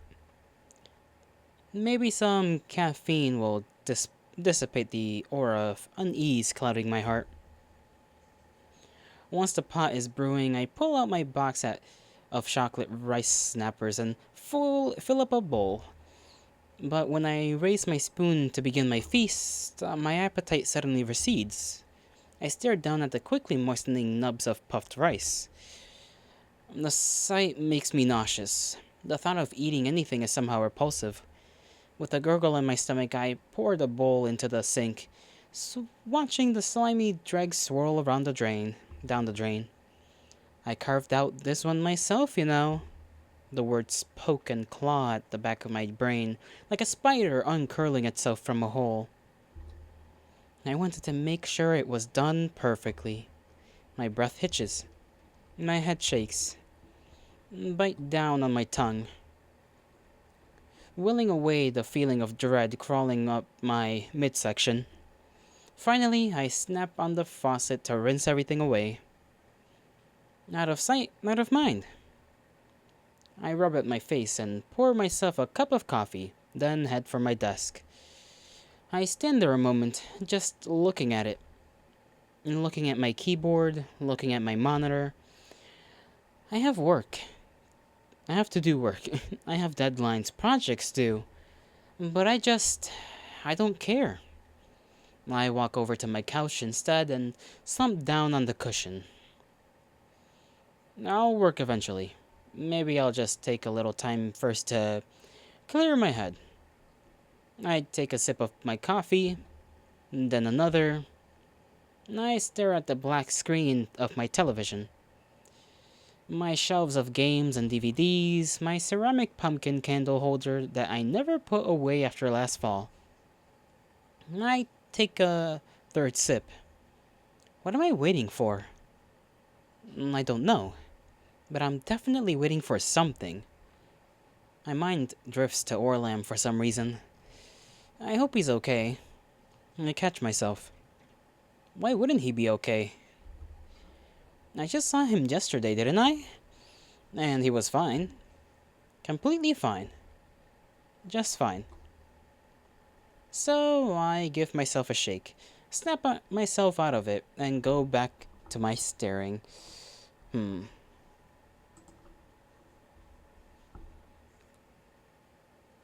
don't know why, but I just can't seem to make myself care about anything. At that moment, my phone goes off. Fuck, shit. The sudden noise about gives me a heart attack, and my jolt of surprise, I send about half my cup of coffee up onto my shirt. God fucking, I managed to answer it anyway, trying to rub it out of the fabrics as I balance the phone between my shoulder and ear. One day, maybe the next time around, we'll just pull out our phone and stare at it and not drop any coffee onto ourselves. That would be cool. We're getting closer and closer to that point. Hey, Hanar, what's up? I asked without even confirming the name on the caller ID. But the sound that comes through the receiver doesn't match my jovial tone. Sobs, harried sniffles, a cough. Hanar, he's crying. Iggy. Oh. Oh shit. Right. This is, I bring a hand to my forehead, massaging the deepening creases. It's Bucks, isn't it? My insides start to twist. This triggers another cough from Hanar. How did you... But then he must decide that it doesn't matter because he continues all the same. I don't know what to do, Iggy. She's gone. Gone? I hear her voice crack through the receiver. She took Sadie. There's no sign of them anywhere. I've called and I've called and I've called. I shake my head, trying to collect my thoughts. I'm having trouble figuring out what to say. Did she, say anything? Last night. Hanar's voice shakes. Nothing. We had a bit of an argument, but by the time we went to sleep, things were mostly fine again. And I didn't wake up once. Sadie, she never cried. He pauses, and I can hear him swallow. I have a really bad feeling, Iggy. Something's not right. Something's happened. I run a hand through my hair. You feel that way because you're nervous and scared, I'm sure. But I'm sure things are fine. But even I'm not convinced by my own words. I feel sick. Maybe something came up. Maybe, her parents called or something. And there was some kind of emergency. I hear Hanar sniff through the phone. It's been hours. I don't know what to do. I rub at my face, my eyes trying to stay focused on Hanar.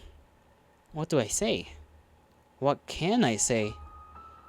I'm sorry, Hanar. I really don't know what else to do. I'll keep calling her though. If we all keep on trying, I'm sure one of us will finally get through. I'm sure. I cringed but continue. Everything's fine. The line is quiet for a moment. Then soft as a whisper. Okay. He sounds so despondent. I don't blame him. Keep me updated, okay? Sure. The line goes dead. I bring my hand down with a sigh, staring down at the bright lit display on my phone. I could have handled that better, but somehow I can't help but feel that it wouldn't have mattered. As the quiet returns, so does my feelings of discomfort. It gnaws at my insides like a rat trying to escape. All of a sudden, I just really need to hear someone's voice. And not only that, I can try again. Try again? Try what again? I start scrolling through my contacts. Yeah, maybe I can call someone. But who? It's not like I've got a lot of choices. My thumb pauses over Orlam's name. A place for us, where we get to make the rules. My hand is quivering, to the point that I have to bring my other hand up to steady my phone. No. I have to find a different way. Someone else. Someone I haven't tried yet. Yep, okay, so this time around, like I was making the assumption, we're gonna be focusing a little bit more on Gidget.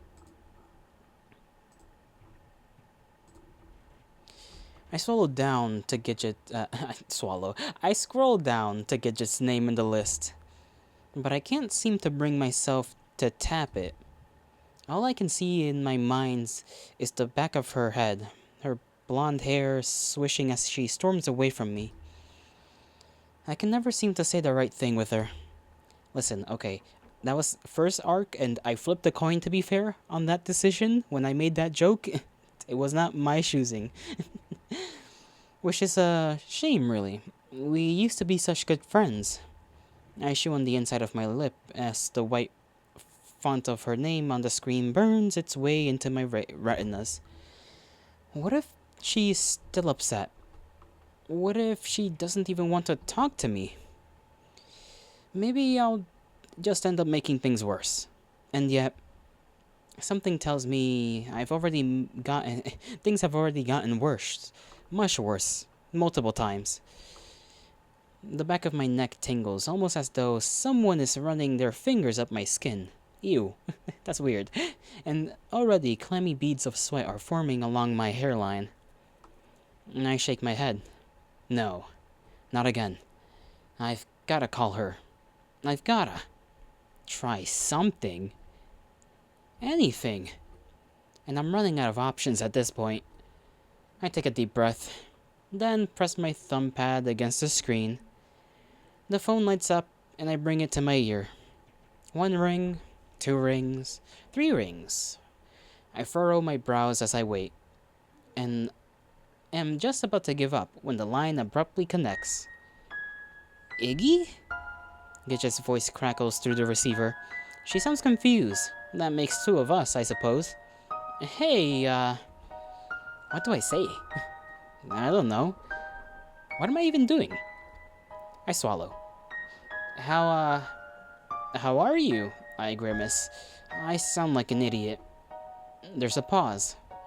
In my mind, I can see her do the little twitch with her brow that she always does when she's searching for a response. I'm fine. I guess I'm just surprised to hear from you.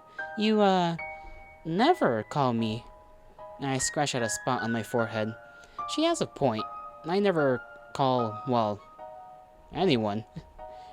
I was just, after last night, I felt a little bad, and you left in such a hurry. I wanted to make sure things were, alright. And I hear other voices in the receiver, clatter in the background. I'm fine.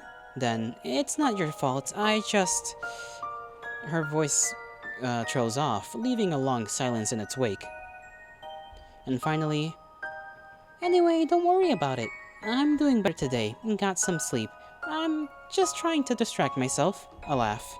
I see. There's another clatter. I twist my brows. Where are you anyway? Oh, I'm at a little cafe downtown. The one we always went to in high school, remember? Across from the pet salon? I spent the night at my parents' since I needed to pick up some stuff from the house anyways, but I'm headed back to Dukan this afternoon. Oh, you're still in town? Yeah, why? Why indeed? Why would I care? I never cared before. Well, that's the problem, Sonny. You never care about shit, and then we all just get fucked for it, I guess. But now it feels like every nerve in my body is tingling. I need to... want me to join you? I blurt out before even realizing what I'm saying. The line goes quiet. What's her expression now, I wonder? Confusion? Annoyance? I don't have a look for annoyance. I guess I can just do this. But when she finally responds, her voice is soft and gentle, letting out the teeniest of shudders. I'd like that very much.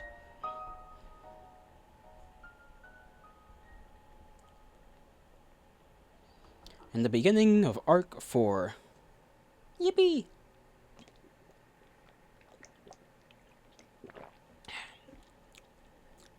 It doesn't take me long to walk to the cafe.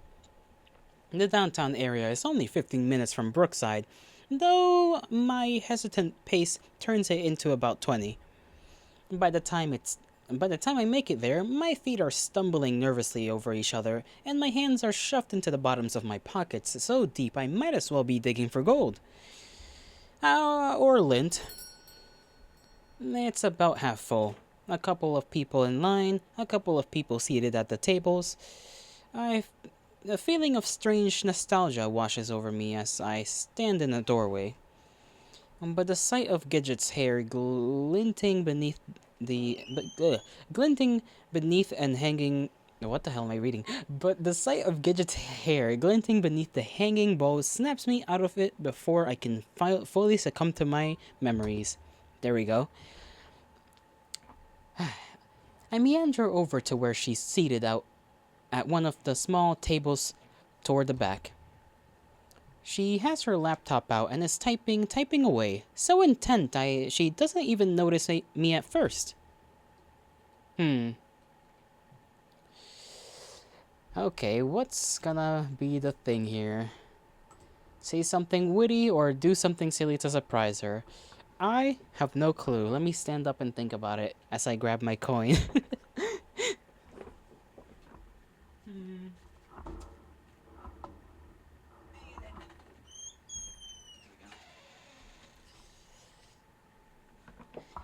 I might just flip a coin here. I'll be honest. I don't know what choice would be best. Leave it up to the gods and whatnot. So here he goes. Heads for the first option, tails for the second. Tails, surprisingly. Okay, that's like the last couple of days, the last week was all just heads anytime I flipped the damn thing. Say something witty? Question mark? Witty? When have I ever been known to be for being witty? I don't know. I'm the type of person that gets burned by others being witty. I look at her, from her, to the laptop, then back to her. Then finally, hacking into the CIA, are we? She jerks back, fingers poised over the keyboard, but smiles when her gaze falls on me. Here, that was fast. I pull out the chair opposite hers and plant myself down on the vinyl. The chair squeaks loudly. I don't know why we... Wrong button. I don't know why that in particular needed to be pointed out.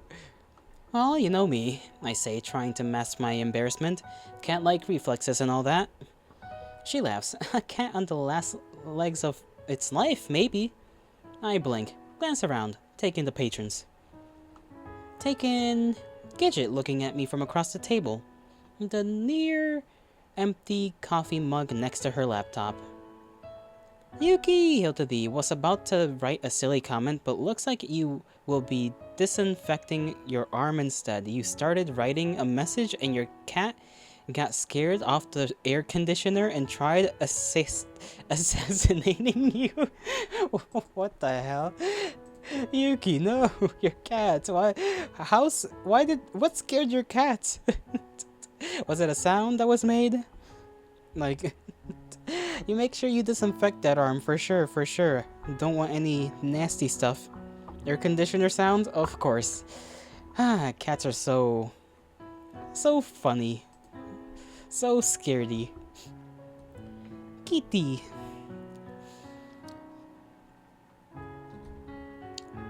My neck feels sweaty. You, been here long? A little over an hour, I think. I wanted some peace and quiet to get finished up without my parents lurking over my shoulder. But couldn't take off yet since my dad wants me to help him grab some things out of the attic later this afternoon. Oh, what are you working on? She glances down, then away, smiles sheepishly. Just, a little something. It's nothing, though. Your kitty is smart, though. She scratches it to blood and scratches it from the start of the palm down the arm. That sounds. It just sounds like your cat is a little sadistic, you know? It's just your cat is out here trying to cause some damage. Your cat's like, I was scared, so you have to suffer for it. That's what you get for turning on the air sea. The air sea? Did I say air sea? I meant to say AC. Let me see. I tapped the edge of the laptop screen. Her cheeks go pink. It's just a stupid website. I thought it might help me look more professional to the agents. I see her fingers curled, but she ultimately slides the screen around so I can see. I start clicking through. It's well done. Really well done. The layout is sharp and clean, some nice scrolling parallax effects in the background, an inlaid carousel of images. And when I click through the links on her project page, each one pops up a little card with more info and pictures.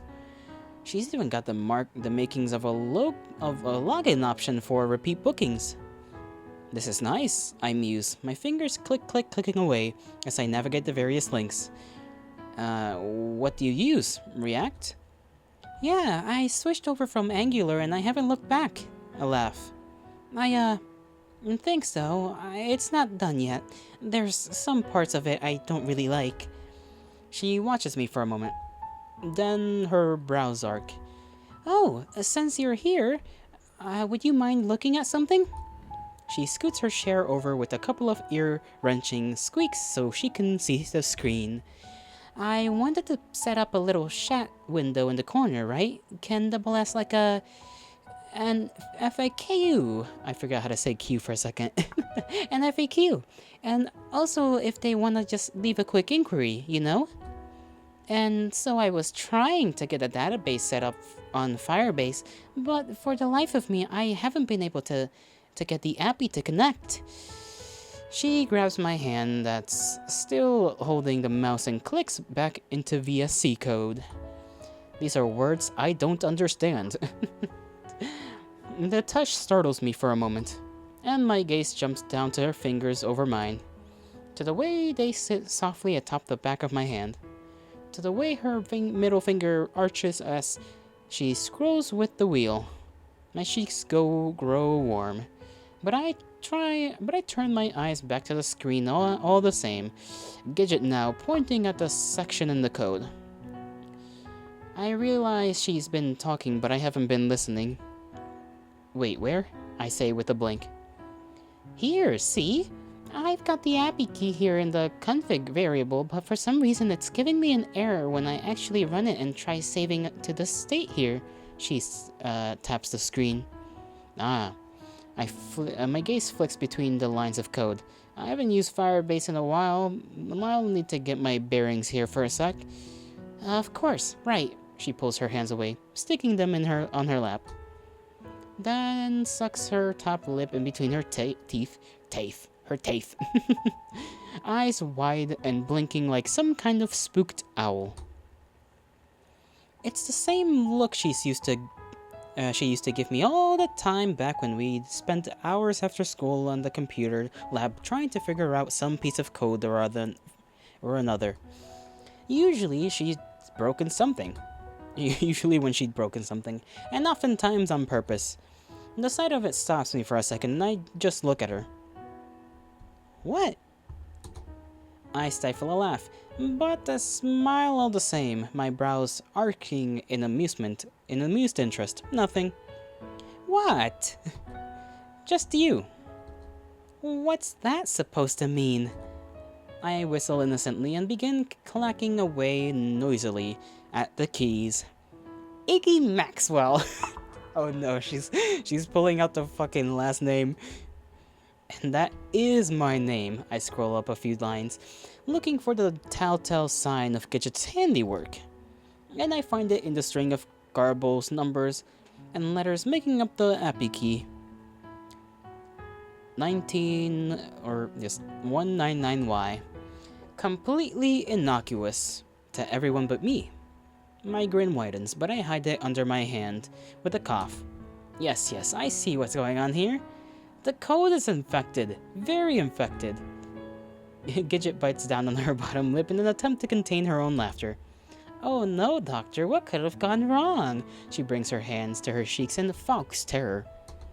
A nasty little bug has wormed its way into the mainframe. We need to eliminate it post-haste. Ready your weapons, men! I select the 1990Y on the screen. Aye, aye, sir. Gidget points her index finger skyward and twists her fists against it as though cocking a gun. I do the same. Then we cross our hands above the keyboard, forming an X with our fingers. And fire! I slap my fingers down the delete key as Gidget hits the backspace. The 1990Y disappears. I pause for a moment, letting the full weight of our glorious victory settle around us. And we're clear. The Iggy bug has been deleted. Gidget can't hold it anymore. She curls up forward into a fit of laughter, tears glinting in the corners of her eyes. Oh my god, Iggy, how many years has it been since we did that? Too many, apparently, if the little fuckers are still infecting your code. They are nasty, sneaky. I can't read. I lean back in my chair, tapping my finger against my shin. Though, strangely enough, they only ever seem to infect your code. This elicits a wink. Well, the Iggy bug only infects good code. Rude. I sit up as fast as I nearly topple over. Gidget just laughs. Sit so down there, Mr. Cat-like reflexes. Wow, else we'll need to call in a real doctor. She pushes herself to her feet with a slap of her thighs. Think I'm gonna get myself a refill. You want anything? I feel rude. I didn't even ask when you sat down. Huh? Oh, sure. Just a coffee's fine. Got it. She grabs her near-empty mug and heads for the counter. A mug? At a coffee place? Damn. I watch her fall in place in line behind a somewhat thick-set man in a bike helmet. There we go. My gaze stays on her for probably a moment too long. And for a second, I see a much younger Gidget standing in her place, haircut above her shin, jeans baggy and around her legs, and head buried on her unusually gray hoodie. She smiles at me as she waits for her coffee. But is it the young Gidget or the adult Gidget? Even I can't tell. I scratch at my nose, then turn back to the table with a sigh, slumping forward with my shin in my hand. That coffee's gonna do me some good. Coffee. Haven't had my coffee today. Just green tea. We stay at the cafe for another hour or so, just talking and catching up, mostly reminiscing, talking about the others. Which has me wonder if Gidget is actively avoiding trying to discuss current events, her own endeavors. Perhaps for the better, I suppose. Distractions can do wonders for the mind. She offers me a ride on the way back with the caveat that she needs to stop by her folks first to help her dad and pick up some stuff. I don't mind. It's been a while since I visited the old bordel home. Stepping inside is equally as nostalgic as the cafe had been. All little snippets of memories floating around the bubbles in the air, waiting for my head to ram into them and pop open inside my consciousness. There we go. The gleaming hardwood floor running from the front door into the kitchen. The spacious living room with large leather sofa the five of us had spent many movie nights on. The school portraits of Gidget and Gertie on the chronological order ascend the hallway wallpaper. Gidget's mom is sitting in the recliner watching TV when we walk in. Gidget walks straight past her into the kitchen, calling for her dad, leaving me alone with her. Awkward. I stand there awkwardly. Smooth down the front of my shirt, scratch my calf with the side of my foot. Hey, Mrs. Bordell, I say finally, one hand up in a half wave. Gidget's mom turns to me lazily, and I don't miss the way she seizes up, her gaze traveling from my face to my shoes, then back to my face. She does not look like the happiest lady around. Why is she looking so, she's like just giving this face. Damn, you turned out ugly. I blank, bring my hands together, scratch at my knuckles. I don't know what to say, so I don't say anything. I mean, you always were a sickly little thing, but I kinda assumed you'd grow out of it. She shrugs, turns back to her TV. I hear Gidget and her dad talking in the kitchen, and when I glance over, I see them headed towards the garage, no doubt to go up into the attic. Her dad's got a step stool under his arm. I scratch at my arm. What are you doing now, anyway? She doesn't even look at me over at me when she's asked that. Oh, web development, computer stuff, you know, freelance. It pays the bills. Gidget's mom makes a sound that's half acknowledgement, half judgment. Still, must not be very useful. I'm really sweating now. I bite down on my tongue and let my gaze drop to the floor. Not that it matters. I never expected much for my daughter, so... Another shrug, her gaze flicking upward in apathy. Damn. She's like, well, I never expected much of my own daughter, so never mind. It's like, damn, girl. Just like that? You're just gonna say that? Shit. When she doesn't continue, I turn toward the TV. It's playing a soap opera of some sort, everyone talking 50 times more emotionally than an actual human being would. Not really what I would choose for entertainment, but it's better than staring at the walls while I wait. So I simply stand there, arms curled across my chest, and watch it with her, the silence palpable between us. 1 minute stretches into 2, into 5, and Gidget's mom grunts, raises a hand towards the TV. Idiot. I don't really know who she's referring to, of the two people on the screen, but I'm not about to ask. She clicks her tongue. She's cheating on him, you know? Like a little whore. Is she talking about to me or the TV? I'm feeling more and more like I want to sink in my shoes. Finally, after what feels like a lifetime, I hear the garage door pop open, then footsteps in the kitchen. Gidget's laughing at something as she carries a somewhat bed-dragged box of old computer parts. Should have figured she'd say something like that. Should have figured she'd say something like that, Gidget says in response to something I miss, then place the box down in the kitchen table. Is here fine? Yeah, it's good. Thanks, Squirt. Her dad's lugging the step stool toward the other room. And Gidget dusts off her hands and wanders back over to the living room.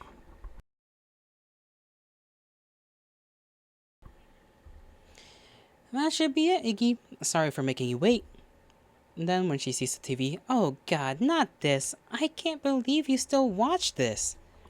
I need something to fill the gap my children refuse to fill. What, you want us to fill your life with overdramatic bullshit? Gidget laughs, leaning an arm on the back of the recliner. Better than nothing. I pause. What do you bring him over for anyway? Who, Iggy? I was just giving him a ride home. Gidget's mom shoes on the bottom lip with a hum. Gidget's mom shoes on her bottom lip with a hum. There we go. Here, I was hoping you'd have some good news for once. Hey, Mom, I finally got engaged. Hell, I'd even take, hey, Mom, I got knocked up at this point. At least that would get you to settle down. Mother. Damn. Her mom is fucking like going into her, bro. She said, I don't even care if you just get knocked up at this point. It's like, okay. Gidget's mom raises her hands in a sarcastic defense. So sue a woman for wanting grandchildren. I'm not having this conversation right now. It's not like you're doing anything else with your life. I mean, at least you don't look like Dennis the Menace anymore, but I really don't know what you were expecting with this whole modeling career of yours.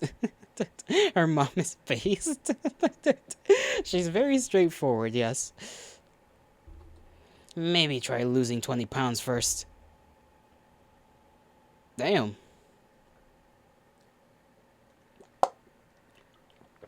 Um, I don't know whether to get involved or not. These typically, not the smartest thing to do. I'll just keep my fucking mouth shut, you know? This is none of my business, you know? None of my business. I see Gidget's hand curl into fist as pinprick of tears appear in the corner of her eyes.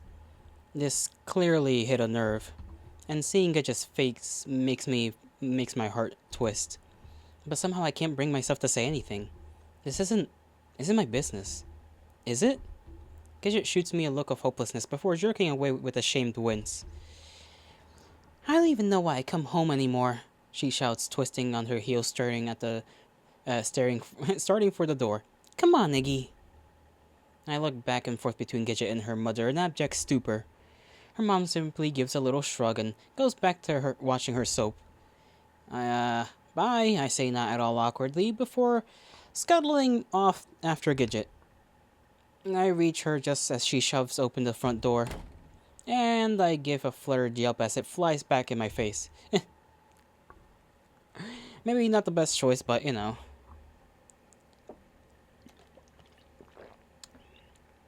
The drive back to my apartment is silent. I sit in the passenger seat, playing with my hands and staring out the window as Gidget keeps her gaze locked straight ahead, fingers tight around the wheel. Fortunately, it's not far. We reached a small parking lot of my parents' complex in about of my apartment complex in about 5 minutes, and Gidget pulls the car into one of the free spots. She turns off the ignition. She sits back in her seat. The silence returns, even more palpable than before without the sounds of the engine to mask it. I toss a few wayward glances in her direction before I work up the courage to say something. I'm sorry about that, I cringe. She just... Gidget lets out a phlegmy groan that's half roar, half wail. She brings her hands over to her head and clutches at her hair. She makes me so mad. The things she says, what gives her the right? She slams her fist back down into the wheel, hitting the horn in the process and making me jump. I watch her nervously. She slumps forward, bringing a hand to her forehead. I can see her shoulders trembling. I'm trying so hard, she says softly. So softly I almost can't hear her.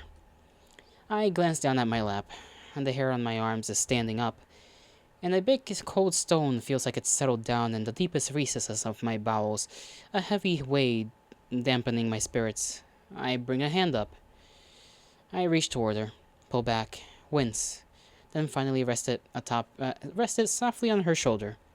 It's not the first time I've seen Gidget upset. Not the first time I've tried to comfort her, but it is the first time since things had changed between us. My brows furrow. Hey, it's okay. It's okay. We know you are. I pause. I know you are. I give her shoulder what I hope is a comforting squeeze. She wipes at the tear dribbling its way down her cheek, looks up at me. Sometimes I just feel like nothing I do is good enough. I bite down on my lip. And confused. Confused? Yeah, I don't know. Sorry, it's stupid. Her eyes well up again. I don't know what I want. I don't know what I want to do. Sometimes I don't even know who I am anymore.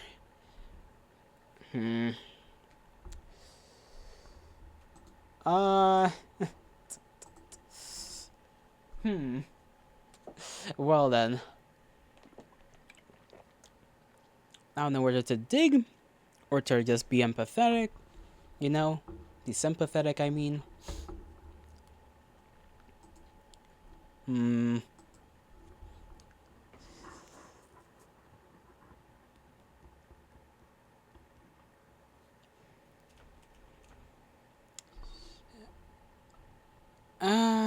Fuck, I don't know. What do you mean? There's something about this admission that stops me. What do you mean? I scratch at the tickle of anxiety plaguing the underside of my cheek. Gidget stares straight ahead at the wheel, sniffs. I don't. I don't know. A pause. I look in the mirror and I hate what I see. I stare at her in silence. But like? She raises her hand in a gesture of confusion.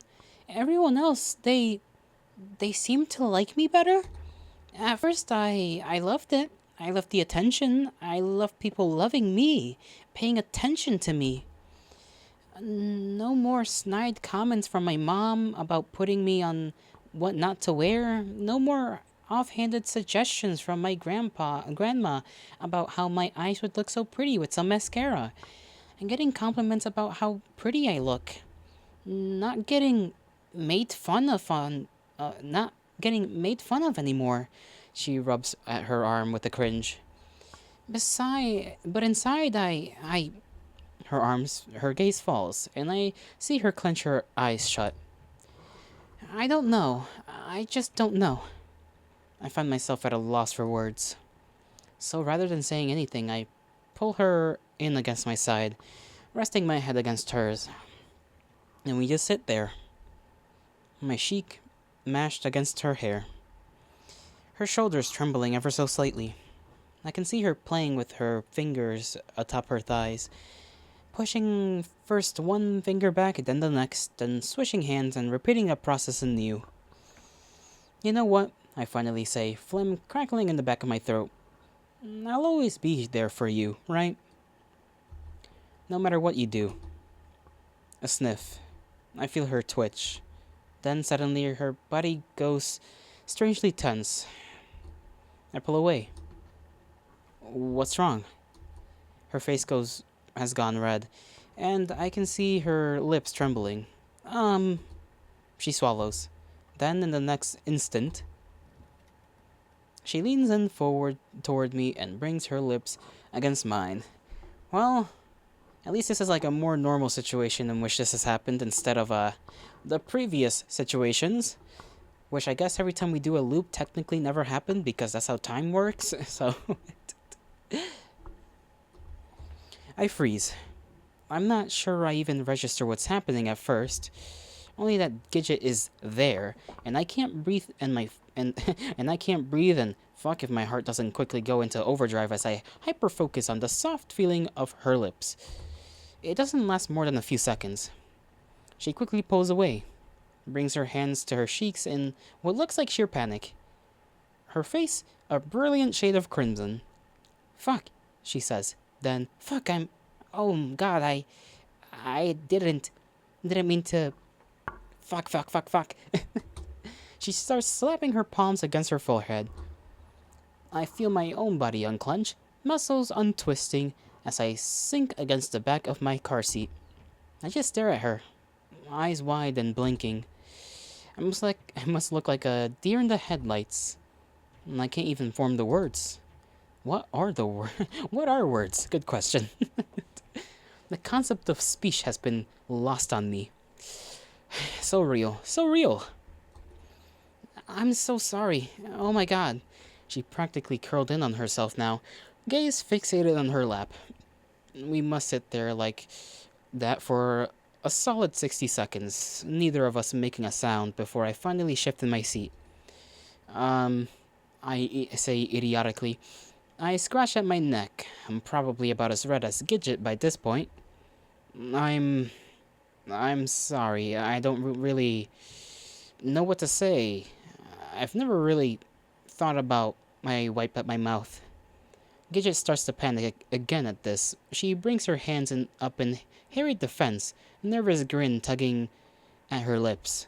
It's okay. I just pushed it on you, pushed it on you without thinking. I don't expect a response right away or anything. But despite her words, I can see the disappointment on her face, hear it in the way her voice catches. She'd been hoping I reacted differently. It shames me, and I bring a shaky hand to my forehead. I'd let her down. I always let people down. Yeah, I need some time to think. Of course. I'm sorry. Don't apologize. It's me. I shouldn't have. But she doesn't finish. More silence. I need to get out of here. Already, I can feel the walls of the car starting to undulate around me. Um, I say again. Okay, I'll call you later then. Okay? Okay. I pop open the door of the passenger seat and swing a leg out. Have a have a nice night, I grimace, but pull myself out of the car all the same, running a hand through my hair. I swing the door shut. What the actual fuck is wrong with me? Nothing's wrong with you, Iggy. Who says that? I'm too awkward to live. I watch her pull out of the spot and give a somewhat half-hearted wave as she drives away. Then wander toward my apartment building. Everything seems razor focused yet hazy at the same time, and a cold sweat has broken out across the back of my neck. It takes me 3 times to get my keys into the lock of my door. My fingers are shaking so bad. And once inside, I shut the door behind me and fall back against it, letting myself slide to the floor. I close my eyes. My whole body is trembling now. Tremble, tremble, tremble. I curl my arms around my legs and bury my face into my eyes. What? Bury my face into my knees. Fuck.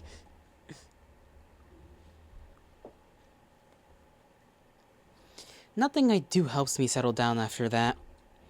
Into the afternoon, into the evening, I stay fixated, hyper fixated, on what happened in the car.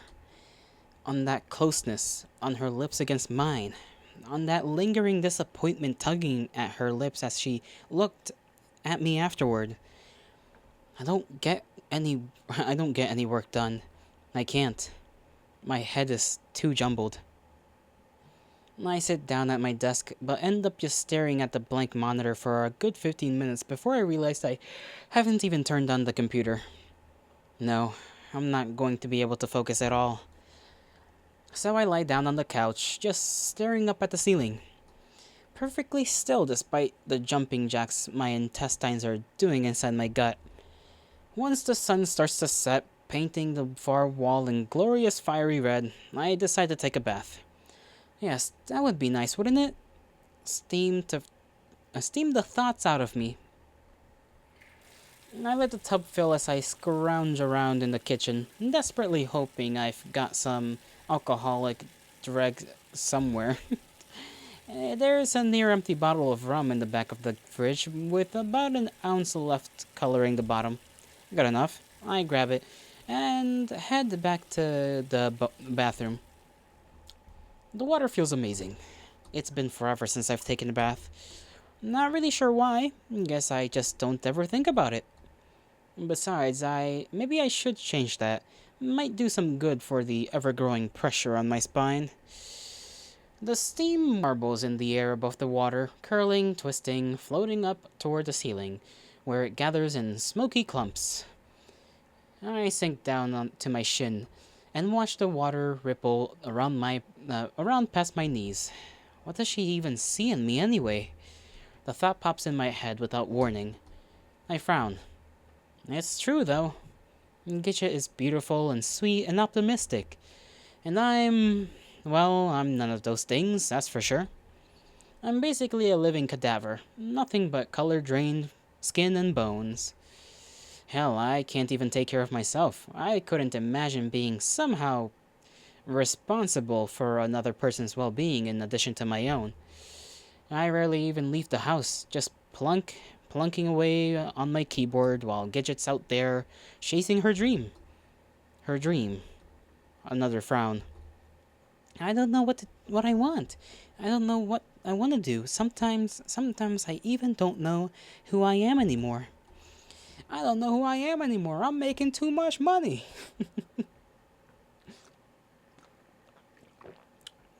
Some Dracula flow there. Sorry. It's just stuck in my brain. My throat. It's not being quenched by the small zips of Gatorade.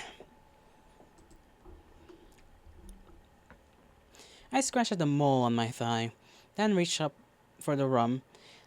Down the frustratingly sweet drops in still cold bottle. From the still cold bottle. And then, of course, there's that. If I did reciprocate, if I did agree to be with her, then we'd have to. I glanced down at my splayed legs, at the faint outline of my dick laying innocently among the white tufts of hair. I jerk my gaze away. I bring my palm to my forehead. Even thinking about it is sending uncomfortable snips and snaps across my arms and legs. It shouldn't be like that, though, should it? I should be thrilled, shouldn't I? To have a beautiful girl like Gidget like me like that? To want me like that? I sink even further into the water, up to my nose, almost as though wanting to disappear. It's not like I've never taken care of myself before. Sometimes it's like to stand up on its own. And it feels good, a nice release. But I don't think about anyone when I do it. Certainly not Gidget. Not even celebrities, models. Sometimes I'll think about others doing it with each other. Two characters I like that I think go well together, for instance. But I'm not involved. Wouldn't want to be involved. I can feel myself start to heat up. And it's not from the bath. I bring my hand... I feel like we did not need to know all this, you know? We did not need to know this man's habits like that. I bring my hands up to my eyes, pressing down into the sockets with my palms. I wish there'd been more rum left in that bottle. I can barely feel it. All I want right now is to shut everything out. Turn everything off. My hands are trembling against my skin. I'm scared. So fucking scared. Take a deep breath in an attempt to calm myself down. I need to think about something else. Anything else. Like the good old days, yeah. All of us hanging out. Best buds. Just laughing and having fun. None of these complications. Oh. When everything still made sense. Yeah. I let my eyes close, blowing bubbles out through my nose that dance on the water's surface. You're gonna die, Iggy. My brow twitches. You think I don't know that? Hot. It had been hot that day. I can still remember the sight of the heat warping above the asphalt. The sound of other kids playing and shouting on the playground. They're playing fucking Pokemon. The five of us are in the shade, huddled around the cards on the ground as though we're performing some kind of magic scene. I bite down on my lip in frustration, gaze flicking back and forth between the cards in my hand and the cards on the blacktop. I've never even played Pokemon, like the card game. I've had cards of Pokemon, but I've never in my life played it. Who in their goddamn mind had actually played Pokemon? I feel like that's just a thing you don't do. That's like somehow wrong. Don't you have anything you can play? He ain't got shit. That's 5 for 5. Bow down before the undefeated champion. Genzo raises his arms in the air, hands curled into fists. You've reached a plateau, but not yet, heroes. He starts cackling. Are you ready to meet and defeat the elite? This just makes my brows furrow further. But no matter how I try calculating out the various possibilities, none of them seem me coming back from this. I'm so pissed. How the frick is Genzo able to win every time? I like how in the flashback, instead of a swear, you just get like the kid swears. That's cute. That's cute. How the frick? I slap my hand down on the ground. Gidget takes the opportunity to look through it. Yeah, I think you're done for. On the other side of the circle, Orlam wrings his hands. Genzo won again, he smiles. Why does Orlam look kind of cute though? Oh, they're all so cute. Damn straight I did. Not that it was really any contest. Genzo licks the pad of his thumb, then slicks his hair back. This deck is a miracle of science, carefully engineered to administer an unholy amount of whoop-ass on anyone who dare challenge it. I chew on the inside of my cheek with an amused pout. I'd been so optimistic this time. I had rebuilt my deck from the ground up and everything. Gidget pats the top of my knee with a little smile. We can go buy some more packs after school. Yeah. Try all you want, foolish mortal, but nothing can take down the true master, Genzo laughs. Then slaps Orlam's hand away as he tries to touch one of the cards. Don't contaminate my cards with your nasty, greasy fingers. Oh. No, not Orlam. Don't do this to him. He just wants to see the card. He doesn't have any toys at home. Oh, Jesus. Orlam shrinks back, curling his arms around his asphalt-dusted knees. You don't have to be so mean about it, Gidget sticks her tongue out. It's fine, I don't even care, I say with an apathetic huff. Besides, recess is almost over, we need to clean up anyway.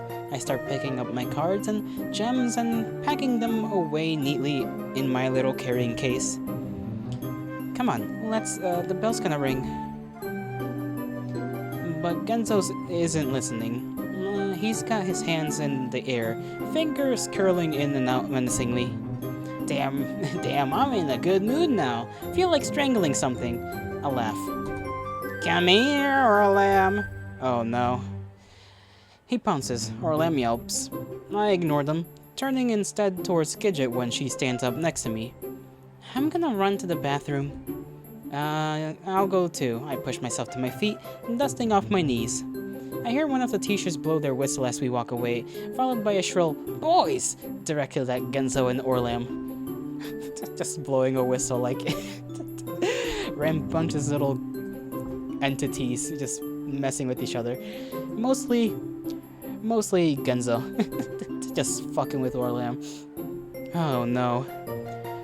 Considering what Orlam becomes later on, it saddens my heart.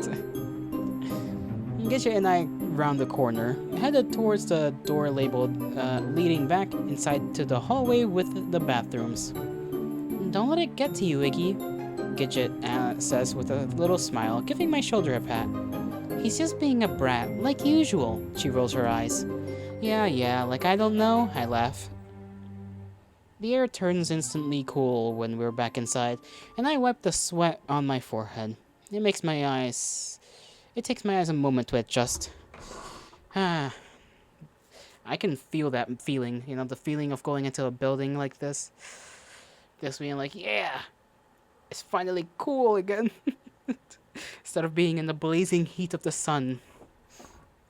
And then I head to the boys' bathroom on the left as Gidget takes the door on the right.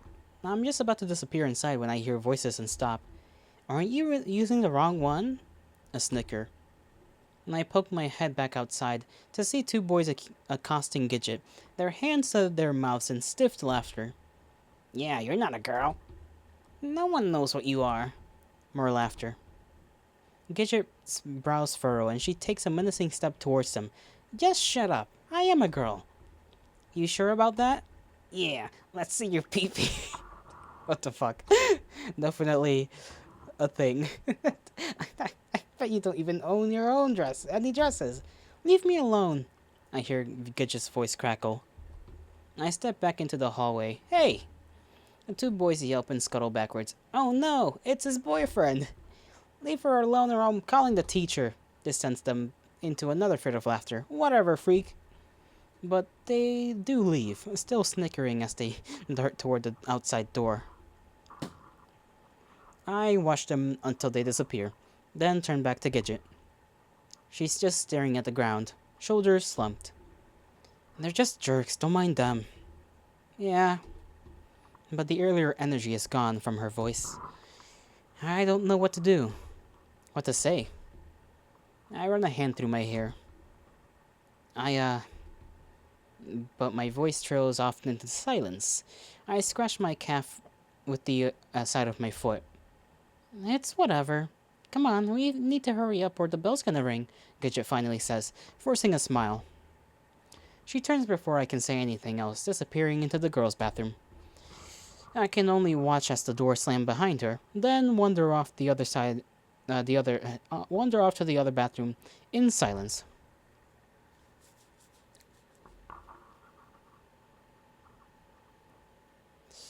I dreamed that night. I'm in the woods and someone's calling me. I chase after the voice in the darkness, but every time I think I'm getting close, it comes from a different direction. Iggy! I run faster, the branches whipping at my face and the roots underfoot threatening to send me stumbling into the dirt. Come find me, Iggy! I run and I run and I run. Run until the forest seems to open up in front of me. I burst out into the clearing, my breath ragged and my heart beating in my chest. Where am I? Where is this? Then I see it. A small cabin. It looks familiar somehow. Like I've seen it before. Once. Twice. Who knows how many times. I wait until my breath has started to slow before trudging toward it. It's almost like it's pulling me in. Closer and closer. My pace quickening with every step. I reach the door. It's deathly quiet. No wind, no birds, no insects chirping. I open it. It's locked. So I peer inside. It's small but cozy, sporting not much more than a bed, table, and stove. Why does all of this feel so... I step forward before I can stop myself, all the way inside the cabin, just looking around. It's warm, and strangely comforting. There's even something cooking atop the stove, filling the air with a delightfully sweet scent. What am I even doing here?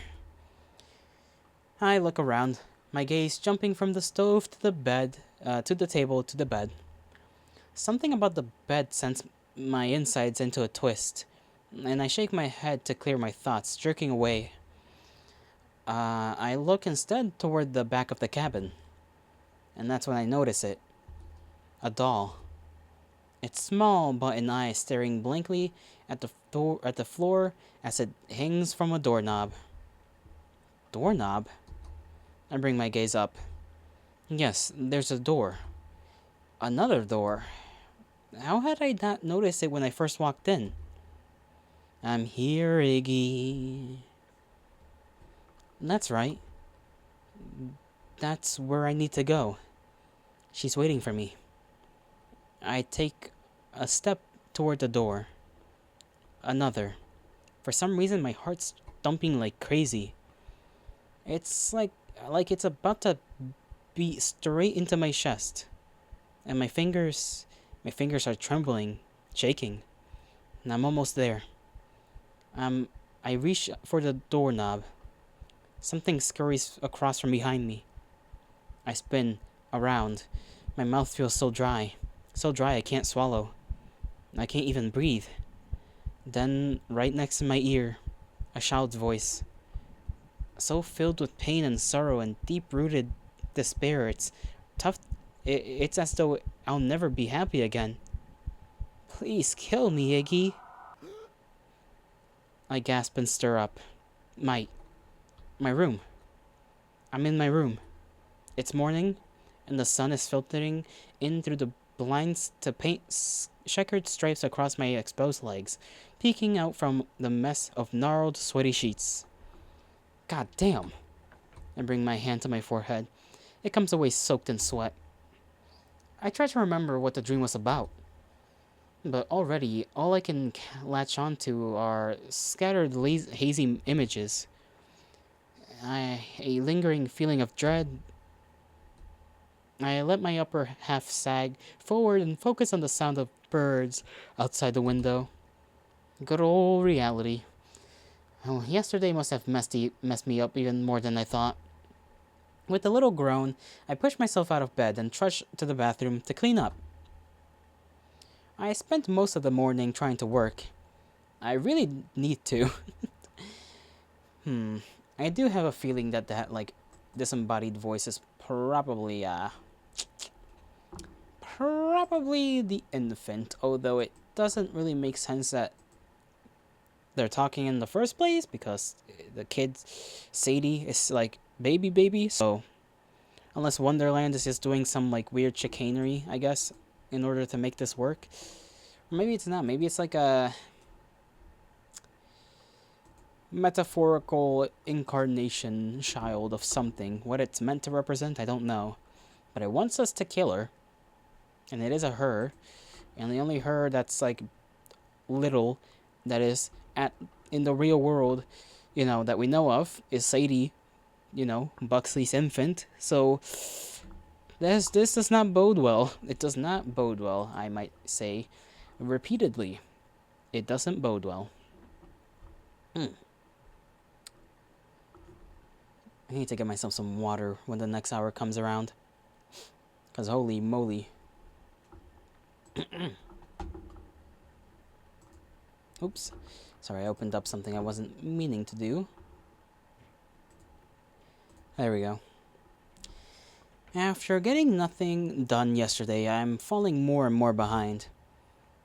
But every line of code seems to take me twice as long to finagle. And the longer I stare at the screen, the more my mind starts to wander. Starts to replay the moment in the car over and over. I'm feeling cold again. My fingers like ice as they scratch at my forehead. What do I do? When does she expect an answer? I don't know the etiquette around these types of things. And I'm being a complete asshole by not getting back to her right away. But I still don't even know what I'm gonna say, how I'm gonna respond.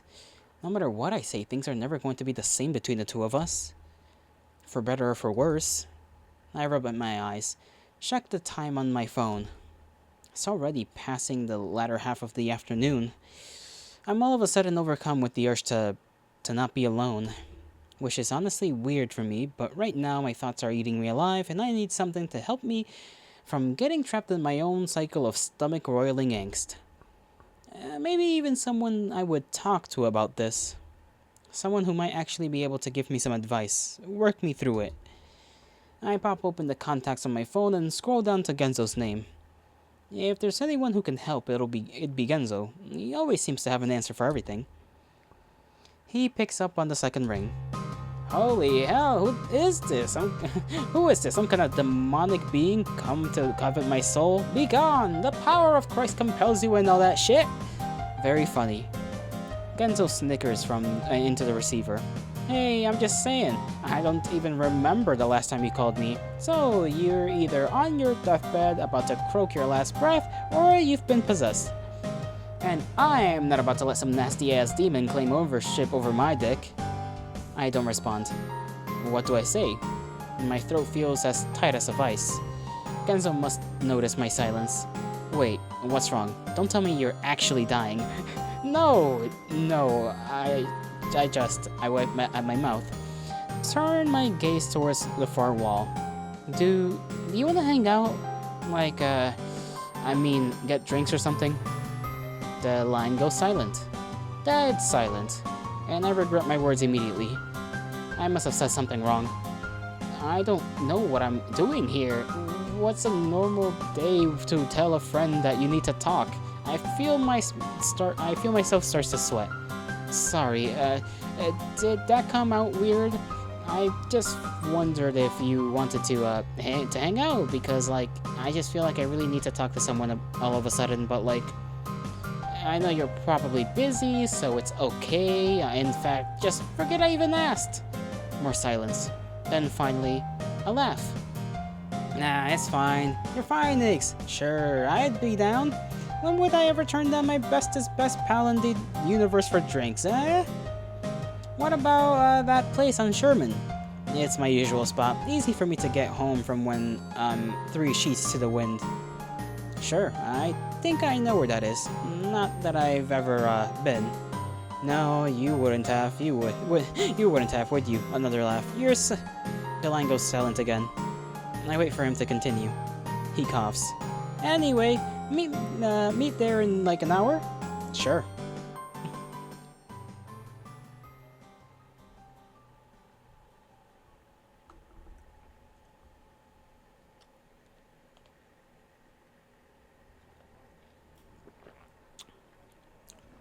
Despite the awkward phone call, the drinks turned out to be a good idea. Great, even. The place is cozy and dark, and we get ourselves a small table toward the back. Genzo ordering 1 beer, 2 beers, 3 beers, while I opt for something a bit stronger. Yeah, just like me. God, can Genzo make me laugh though? I'd forgotten this. Forgotten us. My legs hurt as he relays the harrowing. My lungs, not legs. My lungs hurt as he relays the harrowing tale of his entire tool shelf falling from the wall right as a family of 5 was there to pick up a new creaky gecko for their kid's 13th birthday. Then we're reliving moments from school. From junior year chemistry, where the two of us sat at the back of the room and goofed off the whole time, to the time we went camping in my folks' backyard, and Orlam had gotten so scared a murderer was going to come get us that he wouldn't stop crying. He'd only calm down after we'd zipped our sleeping bags together, with him in the middle like an Orlam sandwich. Even all the way back to when we'd gone exploring in the big sewer pipes behind Genzo's house. The Gidget had found a weird blue glass ball that the 5 of us had dubbed the Orb and kept in a box in Genzo's parents' garage. With this one though, my thoughts flick back to Gidget. Right. That's why I'm even here, isn't it? Yeah, you gotta have some bro talk. Gotta get some advice from the homie. Gidget. I can already feel the curling tendrils of anxiety begin to take hold in the lower regions of my belly again. Hey, I'm gonna go have a smoke. Be back in a jiffy. Genzo's voice snaps me from my thoughts and my head jerks upward. Huh? Oh, right, yeah. I watch as he slides out from the booth, cane flicking left and right as he cruises towards the far door. I bring a hand to my face, stare down at my half-empty drink. I'm pretty drunk.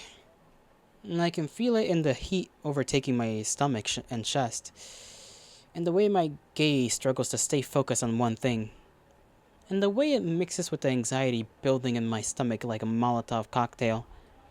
And without Genzo's voice there to ward it off, everything is starting to come back, rising up further, faster than I can stop it, and sending cold chills across the back of my neck.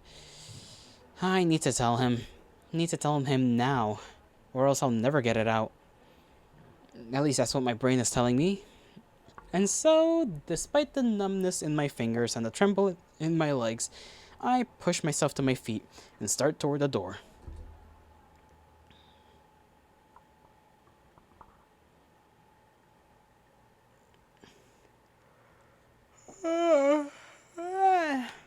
Sorry about that, folks. My goodness. Oh, my bones. I like scrackled all over the place when I stretched. I felt kind of nice though. Holy moly, I'm like a decrepit thing. My eyes are a little tired. Just a little. I'd forgotten how sour Gatorade can be. I finished like the last sip I had. It's like weirdly sour. I guess that's all the electrolytes, you know? The electrolytes. Or something. I don't know, actually. Let me look at this. Oh. Sodium. 270 milligrams. That's a lot of sodium. And it's got potassium as well.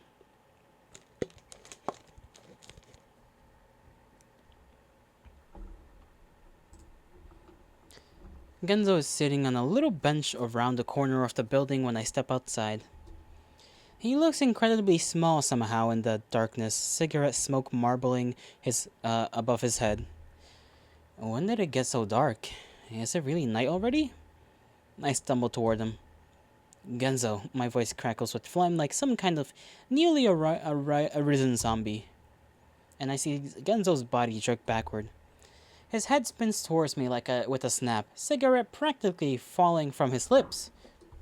Holy fuck, the hell are you doing, Eggs? You're gonna give me a heart attack, he chuckles, but it's higher pitched than his usual goughs. Nervous.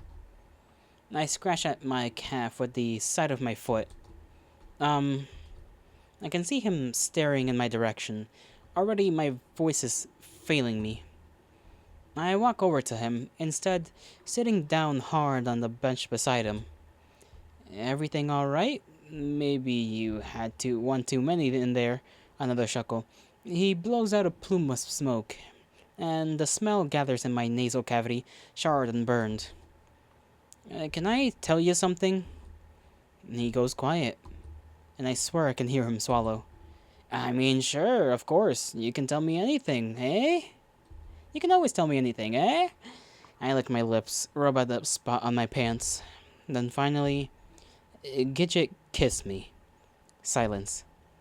I feel him shift on the bench. That's great. My Mr. Heartbreaker over here making the girl swoon. Am I right or am I right? Yali, your tablet is fully given up on you and you are distraught. What does that mean? What don't tell me it don't tell me it broke. Don't tell me it literally just died. Did you save your work? Did you save your work at least? When was the last time you saved your work, guy? Oh, gods above. Your drawing tablet? I know, but... Did it, like, die because it was low on charge? Or, like, did it die for real? It is no longer working. Your art is okay. Your tablet, however... You think it's dead? Oh, boy. Oh, boy. Oh, no. Oh, jeez. Like, is it still on? Well, I can't really help you. This is, like, actually disastrous. Disastrous news. Maybe it's just, like, stuttering. Try... Did you try turning it on and off again? You need to buy a new one? This thing's gone? No! Not the tablet! God damn! Them things are expensive too, aren't they? I feel for you. I feel for you, Gosh darn. At least the work is fine. You've been using it? You've used it for years? Ah. It was your old reliable. Old reliable. Well... Tragedy. You gotta have a whole funeral procession for it now. Make sure you give it a good, a good grave site. Maybe some place with a nice sunset. Yes.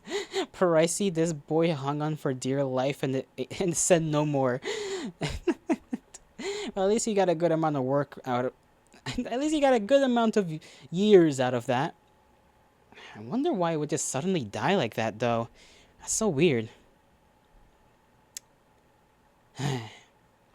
Maybe you'll be able to find one for at least a bit lower price on, like, eBay or something, Or Facebook Market. That's also a place. You shall be fine, though. I feel like you'll eventually get another one, probably. Hopefully sooner rather than later, so that you can finish your work.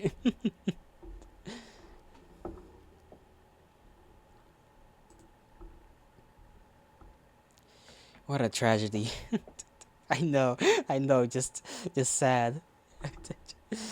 Oh, you're just like this. Hold on. Do I got an emote for this? I do. This is you right now. That's you. Just crying.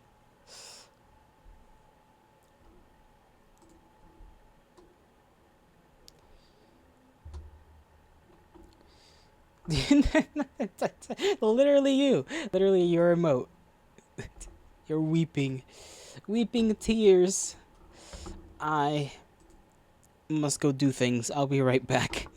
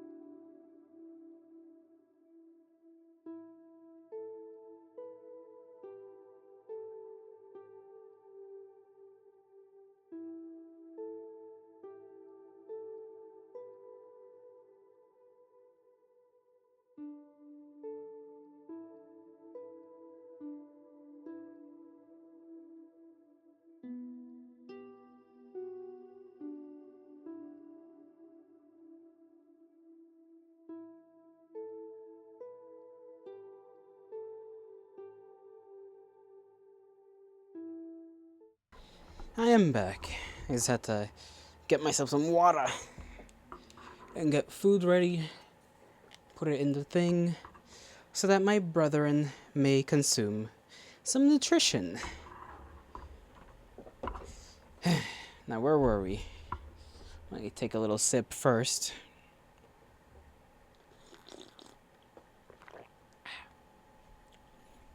Man, it's been very warm the last couple of days. Yeah, very warm.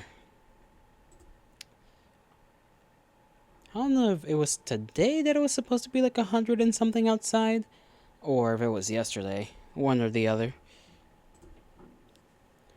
Alright, let us head forth with the story. He elbows me in the ribs with a laugh, but there's a strange tremble in his voice. You two finally in an item then? I always knew it was gonna happen. Made for each other and all that, you know? Just please tell me you'll let me be the best man for the wedding. I'll do the most bodacious bachelor party for you. Oop, welcome back. Thank you, thank you. My fingers curl and tighten and my fingers curl tighter and tighter around my knees as he talks. No, it's I don't I don't know what I should do. I haven't given her any kind of answer yet. Genso sits back. I can practically see him blinking at me beneath his sunglasses. What, you don't like her? A smirk. I know I haven't seen her since junior high, but I'm sure she's as much a babe now as she was then. He cocks his cigarette between his lips. I bring my hand to my forehead. She's gorgeous, yes, fuck, but like, I do like her, but at the same time, I swallow. Scared. I'm so fucking scared. That's what alcohol is for, buddy. Genso gives my shoulder a reassuring shake.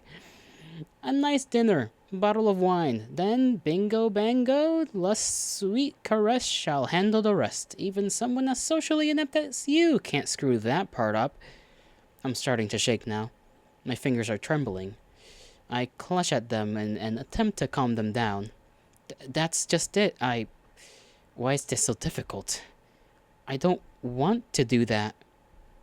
Oh, you're one of those types. Want it to be special, is it? Well, that's fine too. You can plan out a whole thing. Make it all romantic. Really lay it on thick. If I know Gidget, she'll eat it right up. Gidget, girl always has a soft spot for the idyllic. Just show her what a chivalrous double noir you are.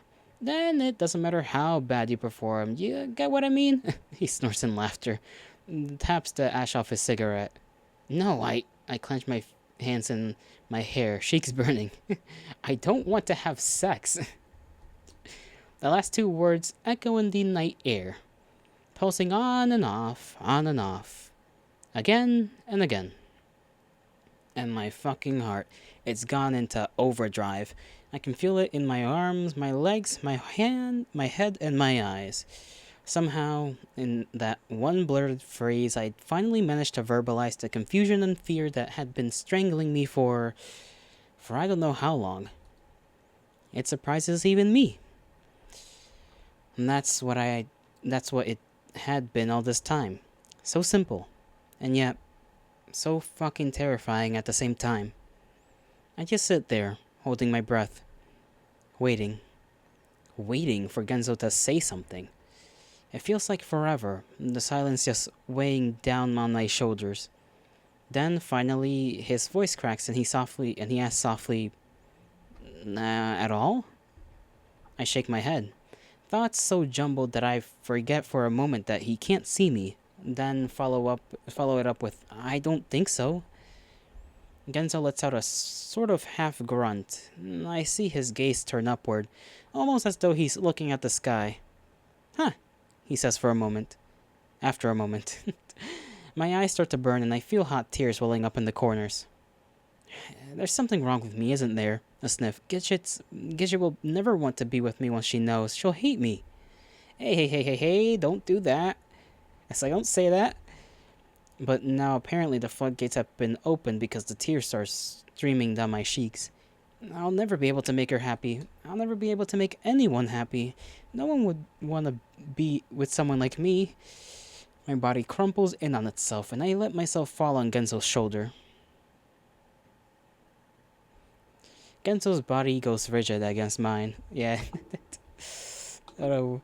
What a situation. And I hear his breath hitch. He doesn't do anything at first.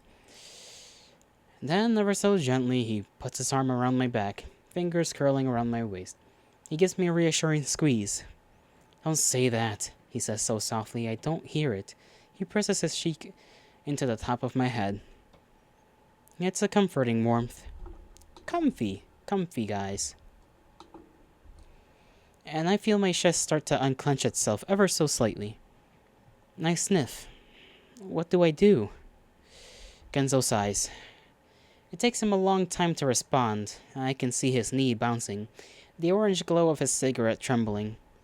Tell her the truth. Tell her how you feel. Explain it to her. His words are slow, careful. Then the ball is in her court. She's the one who can decide if she's willing to... He winces. Sorry, that was a poor choice of words. I don't want to make it sound like... But he doesn't finish. He doesn't need to, though.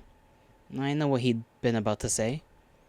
She'd need to be willing to put up with me. Willing to make that sacrifice. Willing to be with someone like me. And this thought shames me. And I feel my heart drop somewhere down near my shoes. Genzo must feel my slump deepen because he gives me another squeeze, pulls me in tight against his side. Hey, sorry. Don't just forget what I even started to say, okay? I'm really fucking bad at this. Typical guy.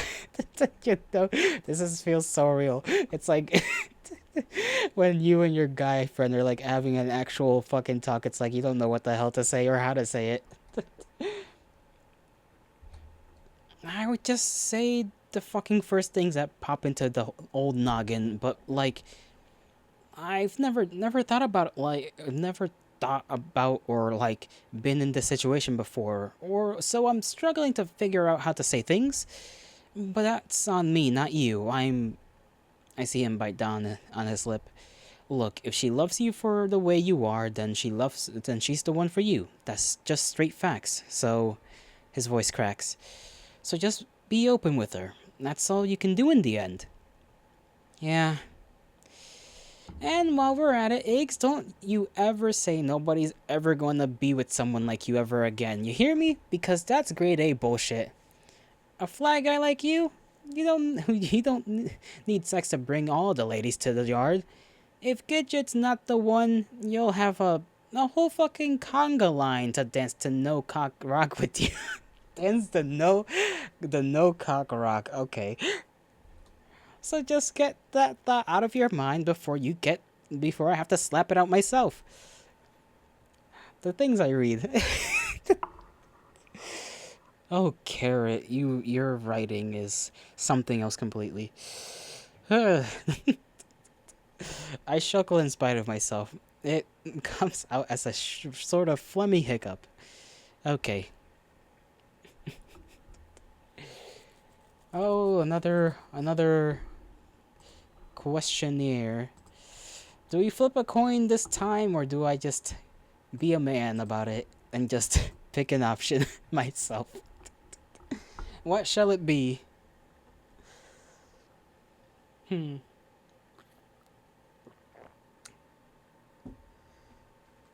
still hanging on to that phrase. The No Cock Rock is something.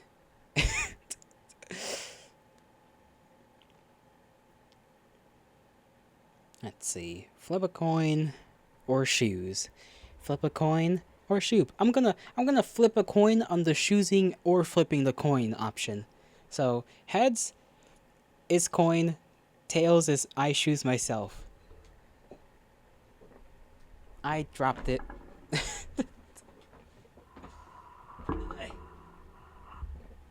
Okay, I picked it back up. Here he goes again. Okay. Coin flip for whichever. It landed on heads, so we're flipping the coin. This time for either the top option or the bottom option. I dropped it again.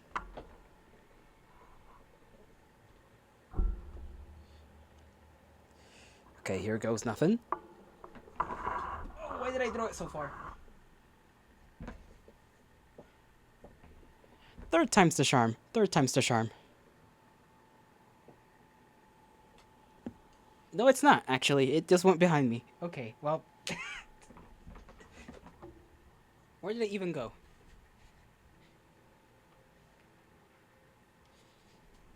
One moment.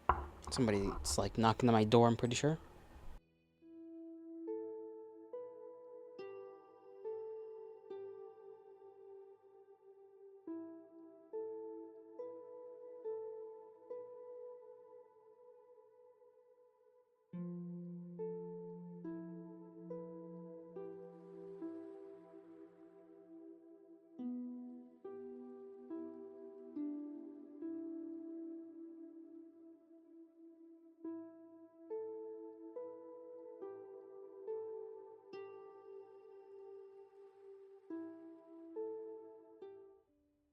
Okay, never mind that. There was no knock. I was just hearing things.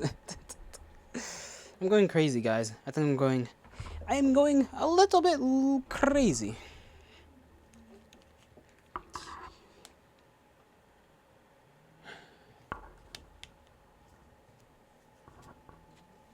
Readjusting my headphones.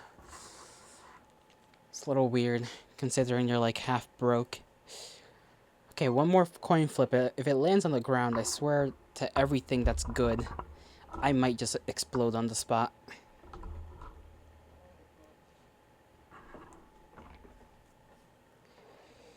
Okay, Tails. I grow quiet for a moment, thinking.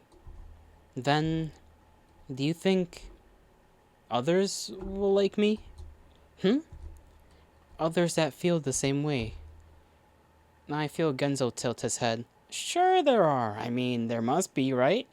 You can find pretty much anything out here nowadays. You've just gotta find your people. A laugh. Probably not in Lambrook. I mean, you can't even find a good steak in this city.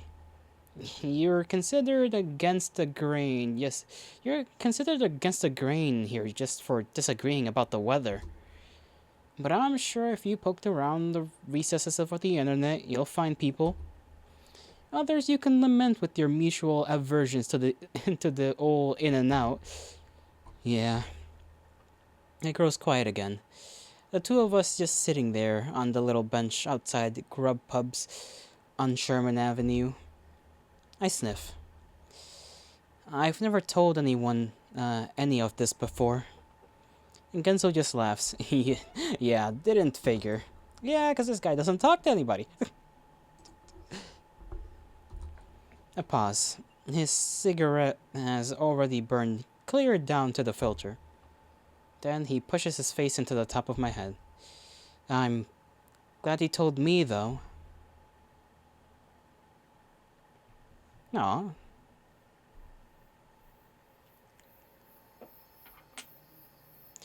I walk Genzo home once we finish our drinks.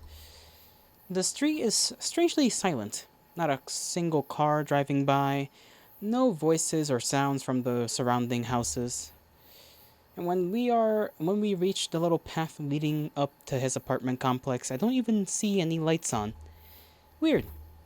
The street light nearest us is flickering on, off, with a tiny buzz that makes the hair on my arm stand up. We both just stand there in the middle of the sidewalk, neither of us moving to leave. Genzo coughs into his hand, and night air feels kinda nice somehow. Might keep walking for a bit. Yeah, me too. And so we continue on, away from the apartment complex, simply ambling along in silence, neither one of us wanting to admit that something is pulling us, something is keeping our feet in motion. From one street to the next, we walk, headed towards the development to the north. Toward where my folks used to live, just south of the outcropping of woods that somehow hasn't been built over even after all these years. My palm is starting to tingle, a pinprick like scathing scratching that jumps from one nerve ending to the next and makes my fingers twitch. But rather than uncomfortable, it feels welcoming, like I'm back on the path well traveled. Genzo comes to a stop first, and when I glance over, I see why. The familiar gap between the houses, the empty lot with its grass tufts and dandelions, and that looming shadow of the woods beyond. We're here. We're there, aren't we? Genzo asks. We are. His brows furrow. Look, I'm just gonna assume you felt the same thing I did. Otherwise, just why the hell would you walk all the way out here with me? Yeah. Perfect. Then no need to talk about it then. I can pretend I'm at least somewhat sane for a while for a little while longer. I'm so sorry. My reading comprehension skills. I jumble up the words. It bothers me as much as I'm sure it bothers you. He claps his hands together, then starts across the grassy track. I expend the energy for a short jog to catch up, then fall into step beside him. We reach the tread threshold, just as a gust of wind curls up and under my shirt, sending goosebumps across my back. At this point, I'm about 99.9% sure we've done this before. Genzo is thumping his cane against the nearest tree as though testing whether it's real. I can't argue with him. Despite knowing I've never stood in this spot, never stood here with him pondering what we're both about to do, I feel as though I've done this hundreds of times. Whenever I try to latch onto that feeling, though, it slips through my fingers like sand. And trying to picture what happens next is even more futile, like trying to remember a dream once you've opened your eyes. I glance back at the lot and the sidewalk and the street light in the distance, at the neighboring houses with their darkened windows. Then return my gaze to the shadow between the trees, a lilting wisp of wind curling around my ankles and tussling the leaves underfoot. I guess we go then? To where? To there? No, on an all-expenses-paid trip to purgatory. At this point, what's the difference? Touché. I steady my breath, attempt to calm the accelerating tremble of my heart, then step forward. Okay, so at least this time, both of us are in the know. We're in the know that, like, this has happened before. The air instantly cools. It's a damp chill, the kind that sticks to your skin and weighs down your chest. I press forward through the scattered brush, using my hands to keep from walking face first into a tree. I can hear Genzo's cane whipping through the grass and snapping against bark behind me. And it's eerie the way my body remembers which direction to go, even after this long, even in this pitch-black nothingness. Though perhaps it's not a memory at all. Memory wouldn't tug at my arm. Memory wouldn't tweak the direction of my toes with every step, leading me further and further into the spongy blackness where all I can hear is my own heartbeat echoing off my ribcage. I reach forward, seeking out the bark of the next tree, only this time... Sorry. Only this time, when my fingers touch the jagged edges, it sends a spark all the way up my arm and into the back of my throat. I stop. Genzo's cane whips against my ankles, and he stops too. We here? Yeah, I answer before I even have a chance to check, because I know. How could I not? The biggest tree in the forest, its base like a giant boulder choked with winding roots. I let my fingers trace across its surface as I circle around, careful not to trip on the gnarled outgrowths. Halfway around, my hand hits air. I come to a halt. The familiar edges are there, the rounded gap in the side, the hollow echo of stagnant air, the far off scent of something sweet. It's open. I take a step back and hear Genzo approach. Unsurprising, all things considered. He has a point. If it weren't open, none of what we just experienced would have made a lick of sense. My thoughts jump to Gidget. She's here, isn't she? Like everything else, I don't know how I know, I just know. She's down there, waiting. Waiting for me? Waiting for my response. The thought makes my mouth go dry. I'll need to tell her. But how will she react? Will I end up losing one of my best friends? You still there, Eggs? My head snaps at Genzo's voice. He laughs. Quiet as a ghost over there. Thought you might have already went bottoms up. No, I was just thinking. Genzo goes quiet, but I can hear him shifting in the darkness. Everyone else is already down there, aren't they?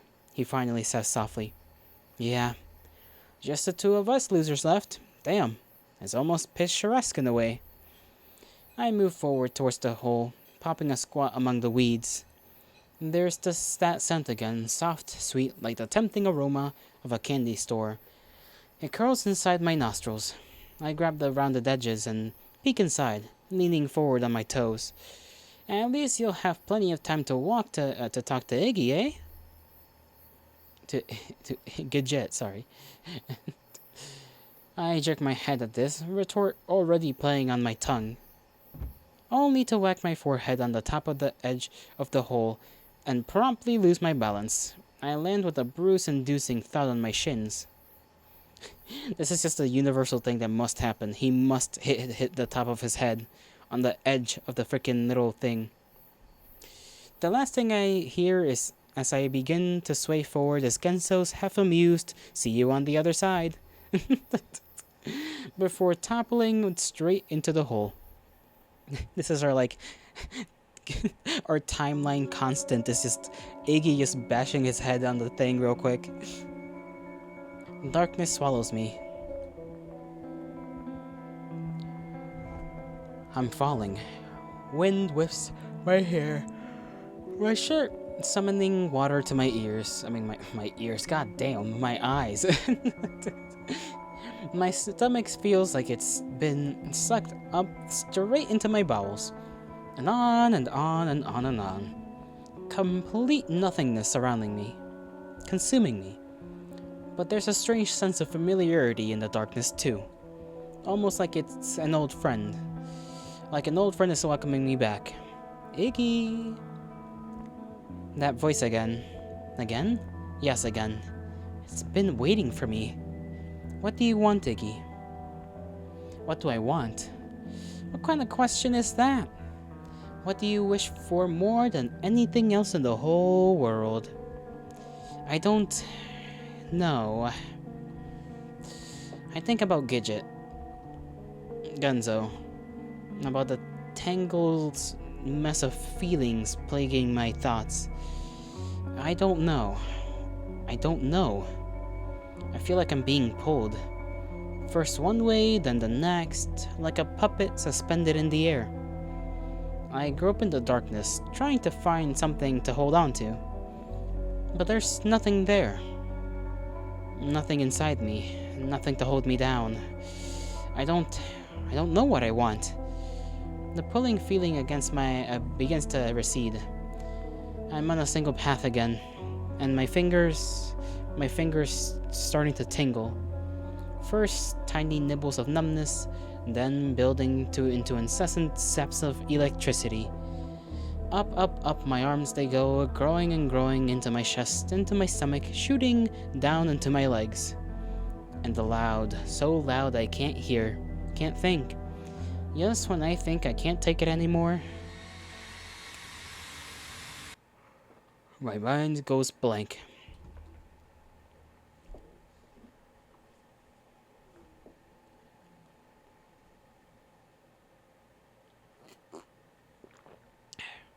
Iggy. There's something soft above me, below me. A furry warmth curled up and nestled against my back like an oversized lumber pillow. Iggy? Who's that? Genzo? Why is he in my apartment? The thought makes me laugh, and I roll over with a groan, pushing my face back into an exceptionally soft bit of fur with a smile of contentment. Give me 5 more minutes, Genzo. Then I'll come out for breakfast. For fuck's sake, Eggs. You're gonna get yourself buried in there. Wait a minute. My eyes snap open. This isn't my apartment.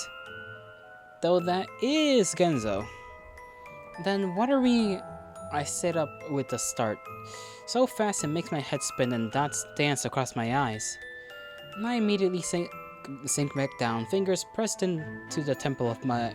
to my temple as I wait for the roll to stabilize itself. Fuck. Fuck is alright. Fuck is right. But let's just take things one step at a time, eh? A shadow overtakes my view, and I look up to see a familiar orange-caped head. I turn my bleary gaze towards Genzo. That's right. We're here. And like everything that's happened so far, it doesn't surprise me. I'm not sure anything would surprise me at this point. How long have you been awake? I ask with a groan. Genzo reaches down and grabs my hand, pulling me to my feet with a laugh. Long enough to hear you talking in your sleep. Who is Mr. Cornwall, and why is he trying to make you a sign? I stare at him a moment, head still struggling to catch up. Then grunt and try to step toward the center of the room. My legs promptly give. The world quickly rises around me as I tumble forward.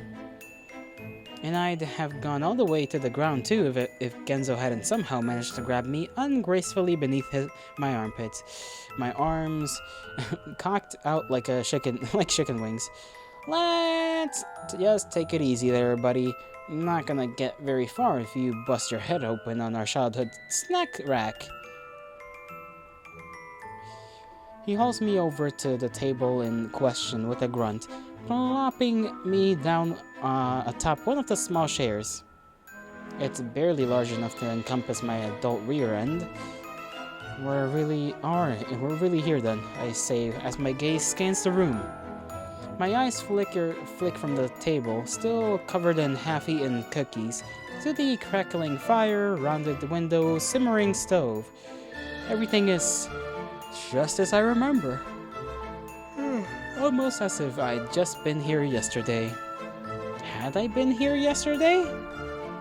That we are, though I think you'll concur with me that it wasn't altogether entirely unexpected. Genzo's fingers go to his shin. No, I let my lips buzz in a sigh of remorse, then slap my hands against my forehead. But that's exactly why this feels so weird. What the fuck is going on? Some prime fuckery, that's what, Genzo laughs, then waggles his fingers above the table.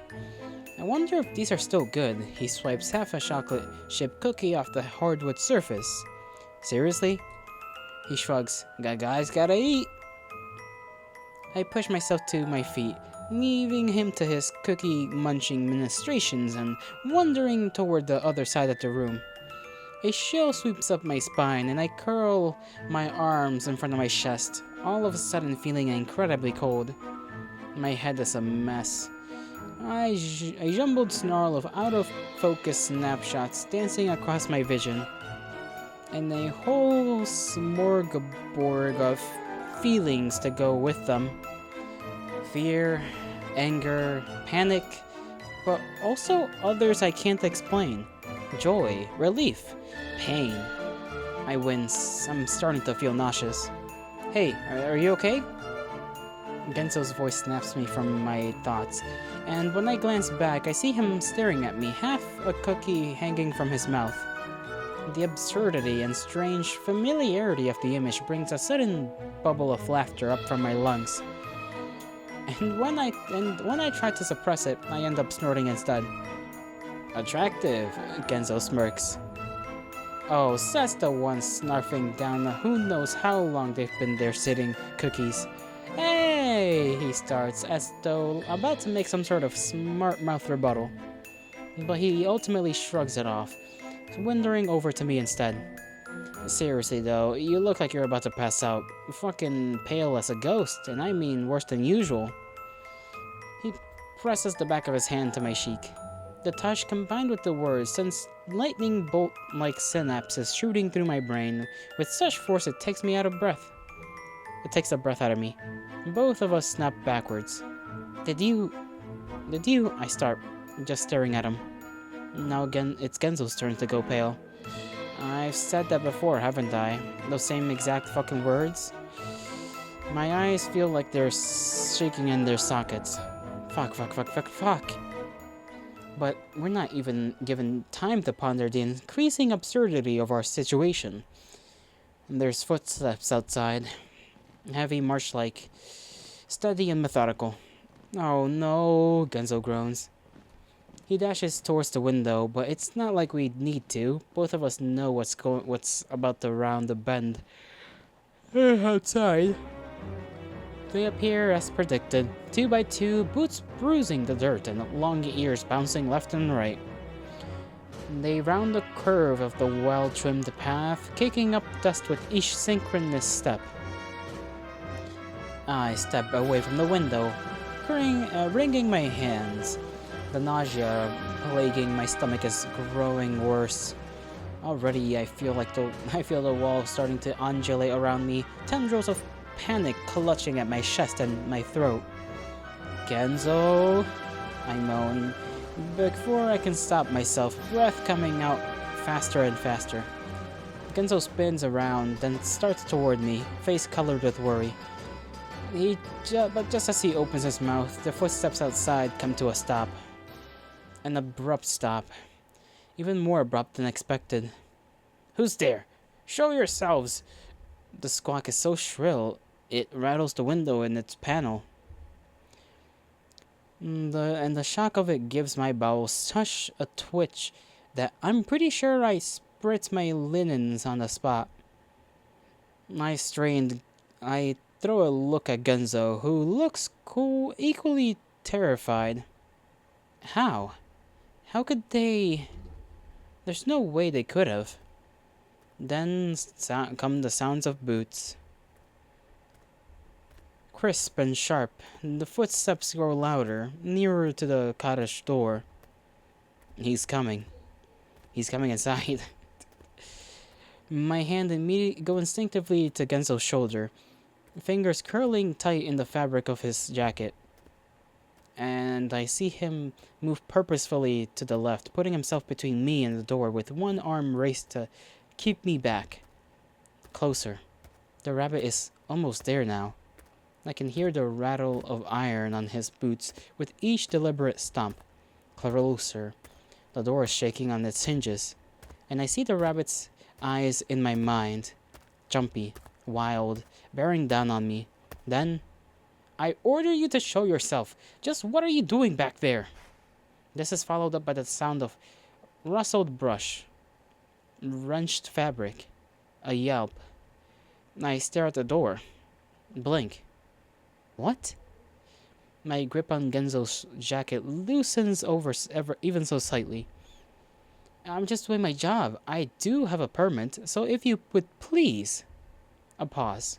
More shifting noises. Then a thud as someone, presumably falls back onto the ground. Very well. As much as it pains me, I'll allow you to stay. Try not to make yourself look so much like a suspicious brigand begging for an overnight stay in His Majesty's stalls next time. Something skids across the dirt. Then the rabbit's footsteps begin anew. Away, away, away. Another squawked. Back to it, you ingrates! That makes my eardrums bleed. Then the marching resumes. Crisp, sharp, and perfectly in time. Okay, question is, who's out there though? Who's out there with their permit, doing whatever job they're doing? only after it completely fades in the distance do I let my shoulders fall, and I release the breath I haven't even realized I've been holding. I shoot Genzo a look of confusion, then start hastily toward the door. My fingers find the doorknob. I swallow, then open it. For just a moment, I had to squeeze my eyes shut against the light. It's quiet, a bit brighter than the dim cottage lighting.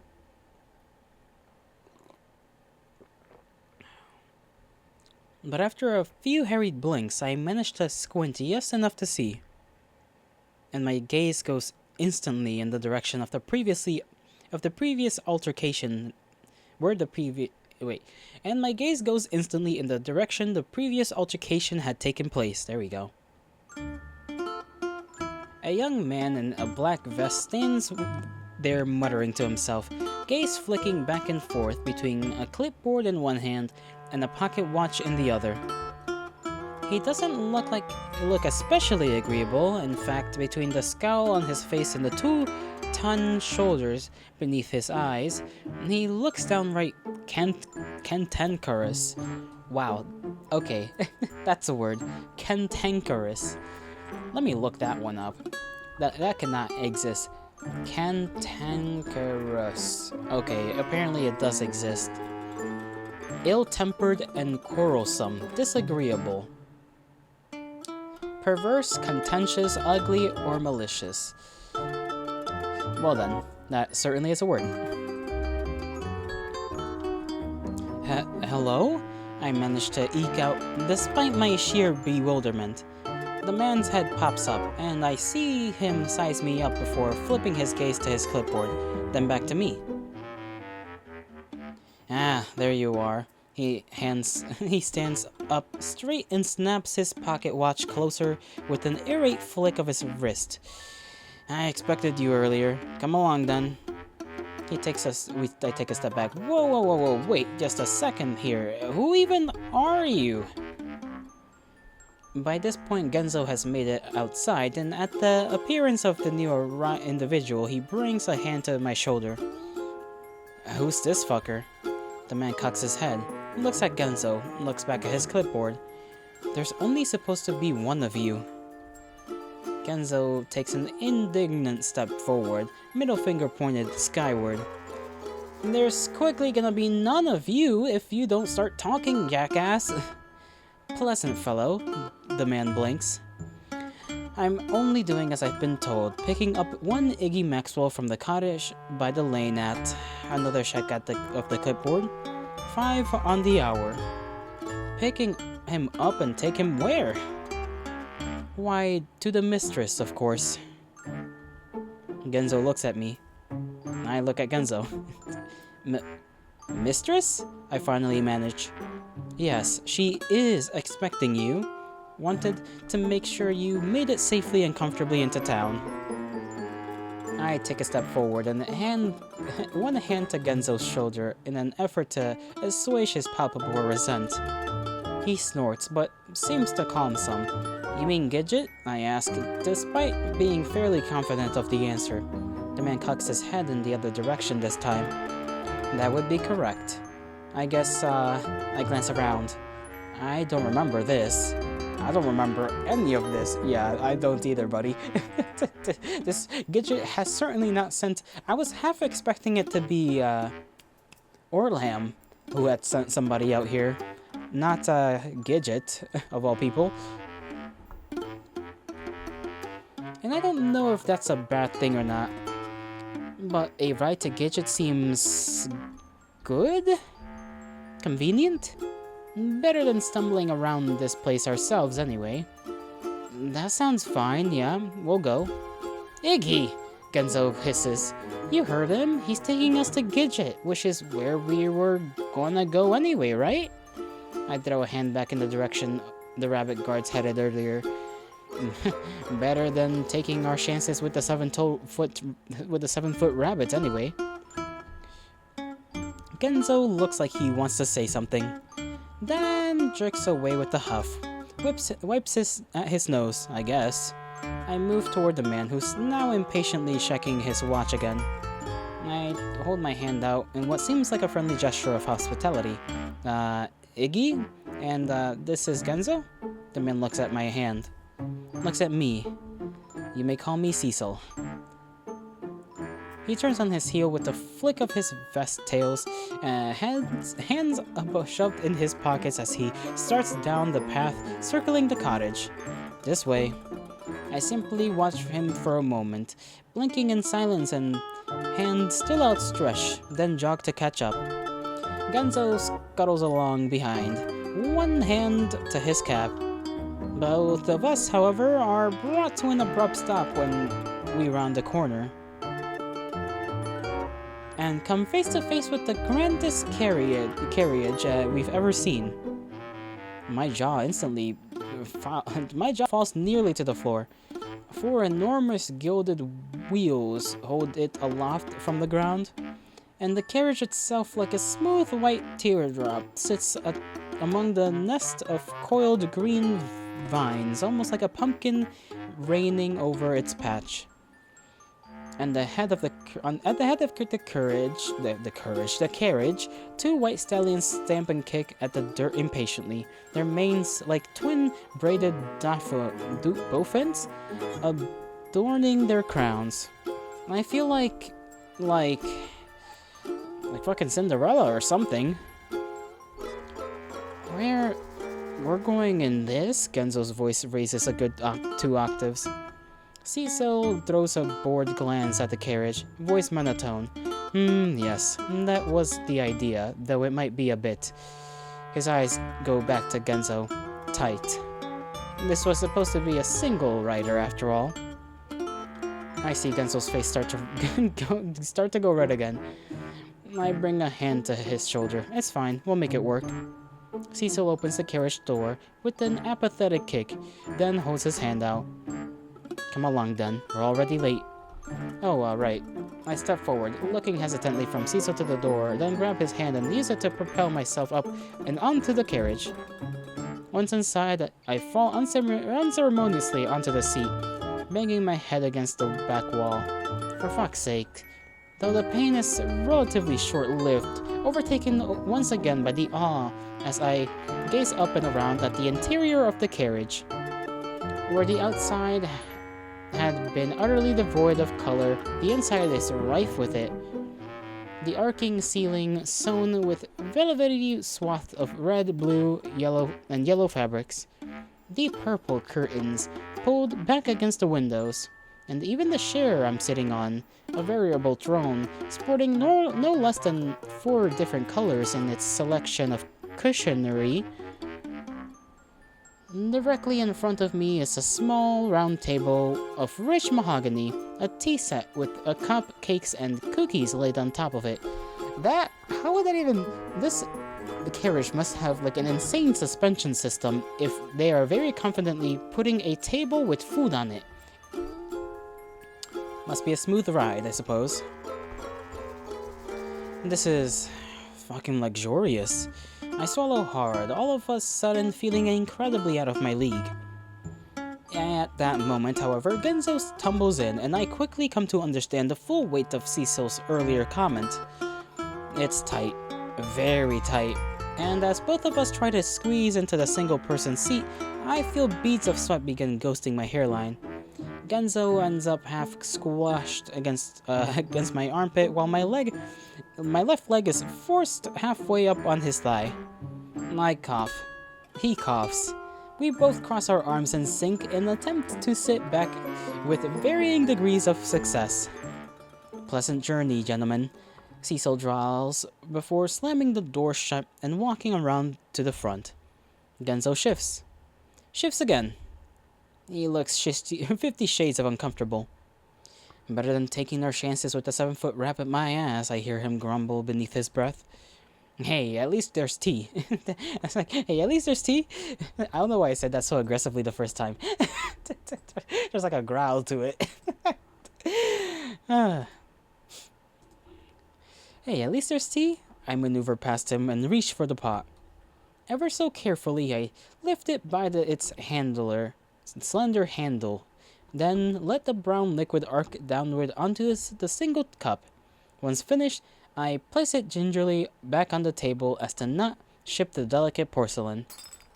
At that moment, Cecil must whip the horses in the rear. Must whip the horses in gear because we move forward with a jolt, and the freshly filled teacup slides straight off the table and to the floor, cracking in two. No, smooth. I sit back, place my hands on my lap, curl them around my chest, then place them back in my lap. I turn my gaze towards the slowly panning scenery, eyes drooping. This is going to be a long ride, isn't it? Nah, we'll be there in like half an hour. I don't know how long we ride. 20 minutes, 30. And then, in any other situation, it would likely have been a delightful experience. Outside, the scene changes from one wondrous sight after the next. Lush forests of red dappled trees, rolling hills of sunflowers, picturesque rivers, landscapes. But inside, I'm a jumbled mess of nerves, thoughts jumping from confusion over our current situation to anxiety about Gidget to growing discomfort over the cramp in my leg. And the further we cruise, the more each of those thoughts morph and expands. A particularly large bump in the road and rocks the carriage, sending me against Genzo's shoulder. Sorry, I mutter as I sit back up. Genzo just grunts. He's got his arms crossed, face half buried in the collar of his jacket.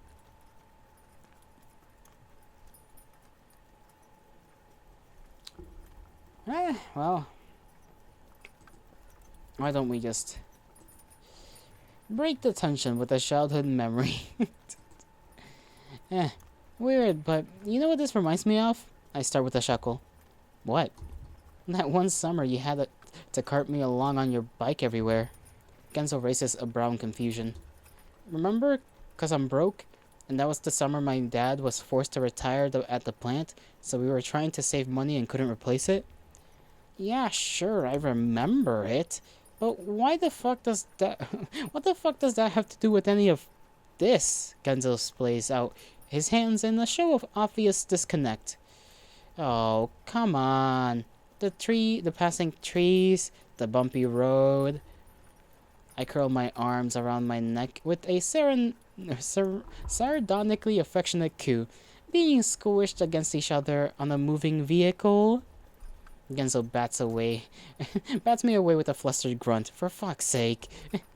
I just laugh. You got legs of steel that summer. Then pat his knee, lowering my voice in the best impression of his cranky timbre and I can manage. Not sure you'd fare so well anymore, eh? You'd do something nice for a guy, Genzo snorts, raised his hands in the air, though I can see the grin tugging at the side of his mouth. Should have left you to run down the streets waving your pasty little stick arms in the air. I stretch my arm out, palm upraised in an attempt at alluring that probably reads more like dying cow. Some people like the sallow look. Yeah, they're called mortician eggs. You know, jealousy is not a good look on you.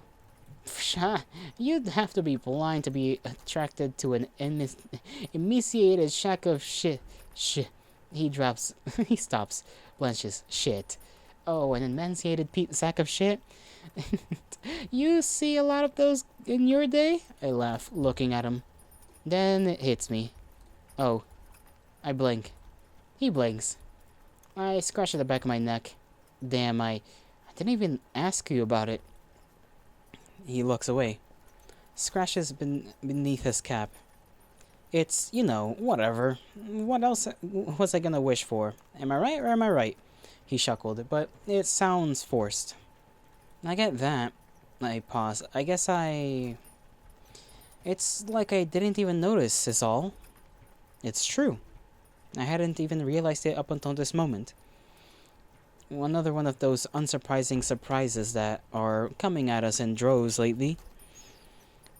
But this one in particular makes me feel guilty. What's there to notice, eh? It's not like this changes anything. Genzo scratches at his cheek. Changes anything? Changes what? But he steers the subject in another direction before I can ask. Anyway, are you sure? You ready to face Gidget? I sit back, my cheeks growing warm. Not really, but I sigh. I haven't seen her since it happened. I start playing with my hands, scratching at my index finger with my thumbnail. You don't think she's still, thinking about it? Iggy, she sent a horse-drawn carriage and a guy named Cecil to come pick you up. Cecil, Iggs, she's more than thinking about it. Yeah. Oh, goodness gracious, that startled me for a second. Hail to thee, everyone. Raiders. Frog, thank you for the raid. That startled me. Cecil, and now we have Viewbot here screaming at the top of his lung. But welcome!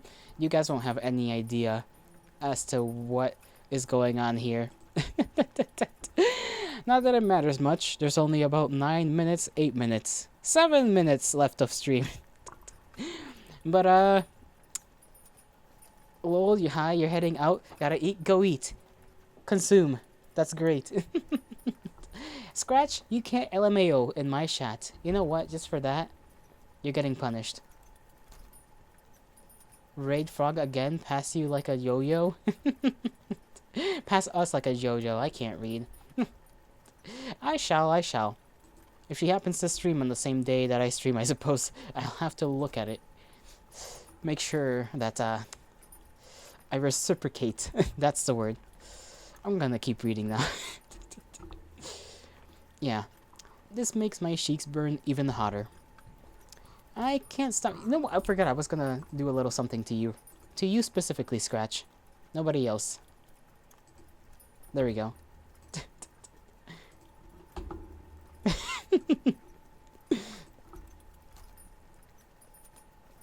Don't worry. I've done it to Bot before. It is not unusual. I can't stop replaying it in my mind, so close to her in that car, the feeling of her lips on mine. I hadn't disliked it. Kissing like that, the closeness, that warmth. Thinking about it sends fuzzy wrigglings up through my chest. It's only when imagining going further that things start to go south. Genzo gives me a playful shove with his shoulder. You'll be fine, Slick. Besides, how long have you been friends for? No matter what happens, you two will find a way to work through it. I sit back with a sigh, gaze turning upward. I wonder how close we are now. The gentle rocking motion of the carriage is starting to put me to sleep. I let my eyes flutter closed, then opened them again. Just staring up at the roof of the carriage. Those colors, those bright colors, that rocking motion. Something about that combination. My eyes close again. Iggy, they're opening up the bouncy castle. My brow twitches. Come on, Jen. Bouncy castle. Fuck, that's right. I open my eyes again. It's there in front of me. You were supposed to wait for me, Yalotl. It's not my fault you decided to not be here this time around. You were not here, and I had to continue on. History waits for no one. I meant to say time, but, I guess that makes sense as well. You missed so much. You unironically missed a lot. You'll just have to watch the VOD. All manner of hacked together colors, brilliant and bright, shrieks of laughter coming from inside it as it shudders. You'll just watch the VOD later? Good. Come on, Iggy? Gidget still has my hand. She gives me a tug to help me closer to the entrance. There we go. All right. At this point, I don't have much of a choice. Besides, when am I gonna have another chance to jump around inside an inflatable castle? Gidget pulls herself up and inside the entrance flap, promptly falling down on her rear end. and in a filigree of fabric. Graceful, I say with a laugh, starting to climb in after her. Then I pause, look back. Genzo and Orlam are just standing there, Genzo looking sullen and inebriated, and Orlam looking back and forth between Genzo and the castle with increasingly nervous flicks of his head. Do you want to go in? I hear Orlam ask. Like, fuck, I do. Orlam winces, but reaches towards him all the same, curling his hand around Genzo's wrist. It's okay, I can help you. Genzo slaps his hand away with a jerk, stepping backwards. Don't you fucking touch me. I feel all guilty all of a sudden. Come on, Jen! I slide back out, dash towards him, already out of breath. I'll help you. I just said I'm not going in that thing, Genzo squats. It'll be fun, come on, I grab his hand. At the touch, his face morphs into something unreadable, and the corners of his mouth twitch. In that instant of hesitation, I manage to pull him over to the entrance of the castle. I grab his cane away and toss it to the side before hooking my arms beneath his pits and hauling him up and over the vibrantly hued threshold. You're gonna head out? Thanks for keeping you company. Thanks you for stopping by and, hanging out with me. It was nice having you here. We'll see you around some other time. Bye-bye, bye. Don't leave me with this guy? Oh, don't you start complaining. I'm great to have around. I'm lovely company. Beautiful company, even. I drag myself up after him and crawl over, one hand at his back so he knows where I am. I'm already regretting this, Genzo has to shout over the sound of the air pump.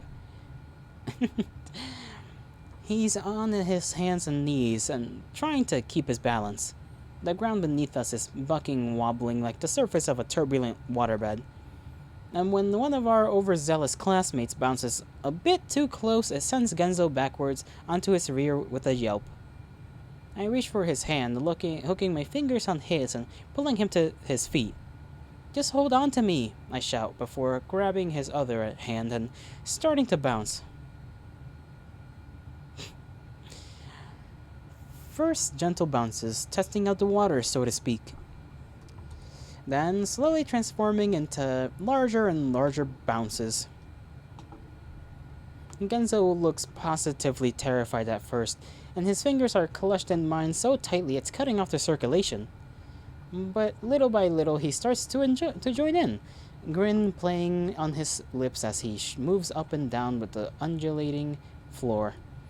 There's a flash of purple next to us as Gidget bounces over. That's the way, boys, she laughs. I feel like I'm walking on the moon, Genzo shouts and nearly falls over. My turn, Iggy. Gidget's hands are on my shoulders now. I laugh, releasing Genzo's hands to grab Gidget's instead. Poor Genzo's not going to be able to figure out where he's going. Fine, I say with a grin. How can I resist the invitation of such a lovely lady?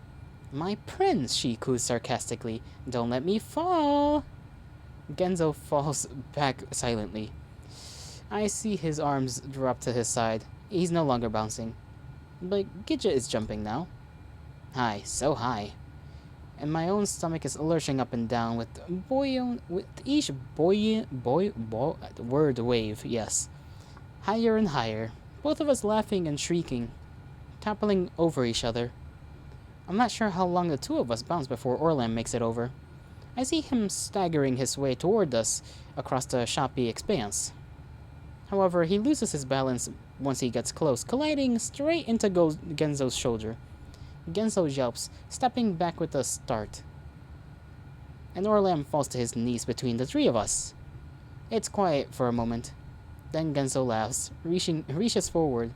Who's this, Orlam? His hands find Orlam's shoulder, traveling upwards, thumbs feeling out his face. Been a while since you've been in one of these, right? 50, maybe 60, 40, 50, maybe 40 years. It definitely, unironically, has been forever since I've been in a goddamn bouncy castle. The last type of, inflatable thing I've been on was, I'm gonna say, like, how many years has it been? 5, 6 years ago, I was on like an obstacle course thing that was like an inflatable obstacle course. That was like the closest thing to a bouncy castle I've been in, like, in years. For a second, his palms cup Orlam's cheek, almost as though he's about to lean in for a kiss. Then another laugh. He grabs the back of Orlam's hair, fingers curled into the base of his rat tail. Damn, didn't know you were that desperate to suck my dick. He shoves Orlam's face into his crotch with a cackle. So shameless, in front of everyone! Genzo! I snap. It's not like Genzo picking on Orlam is anything new, but this is too much.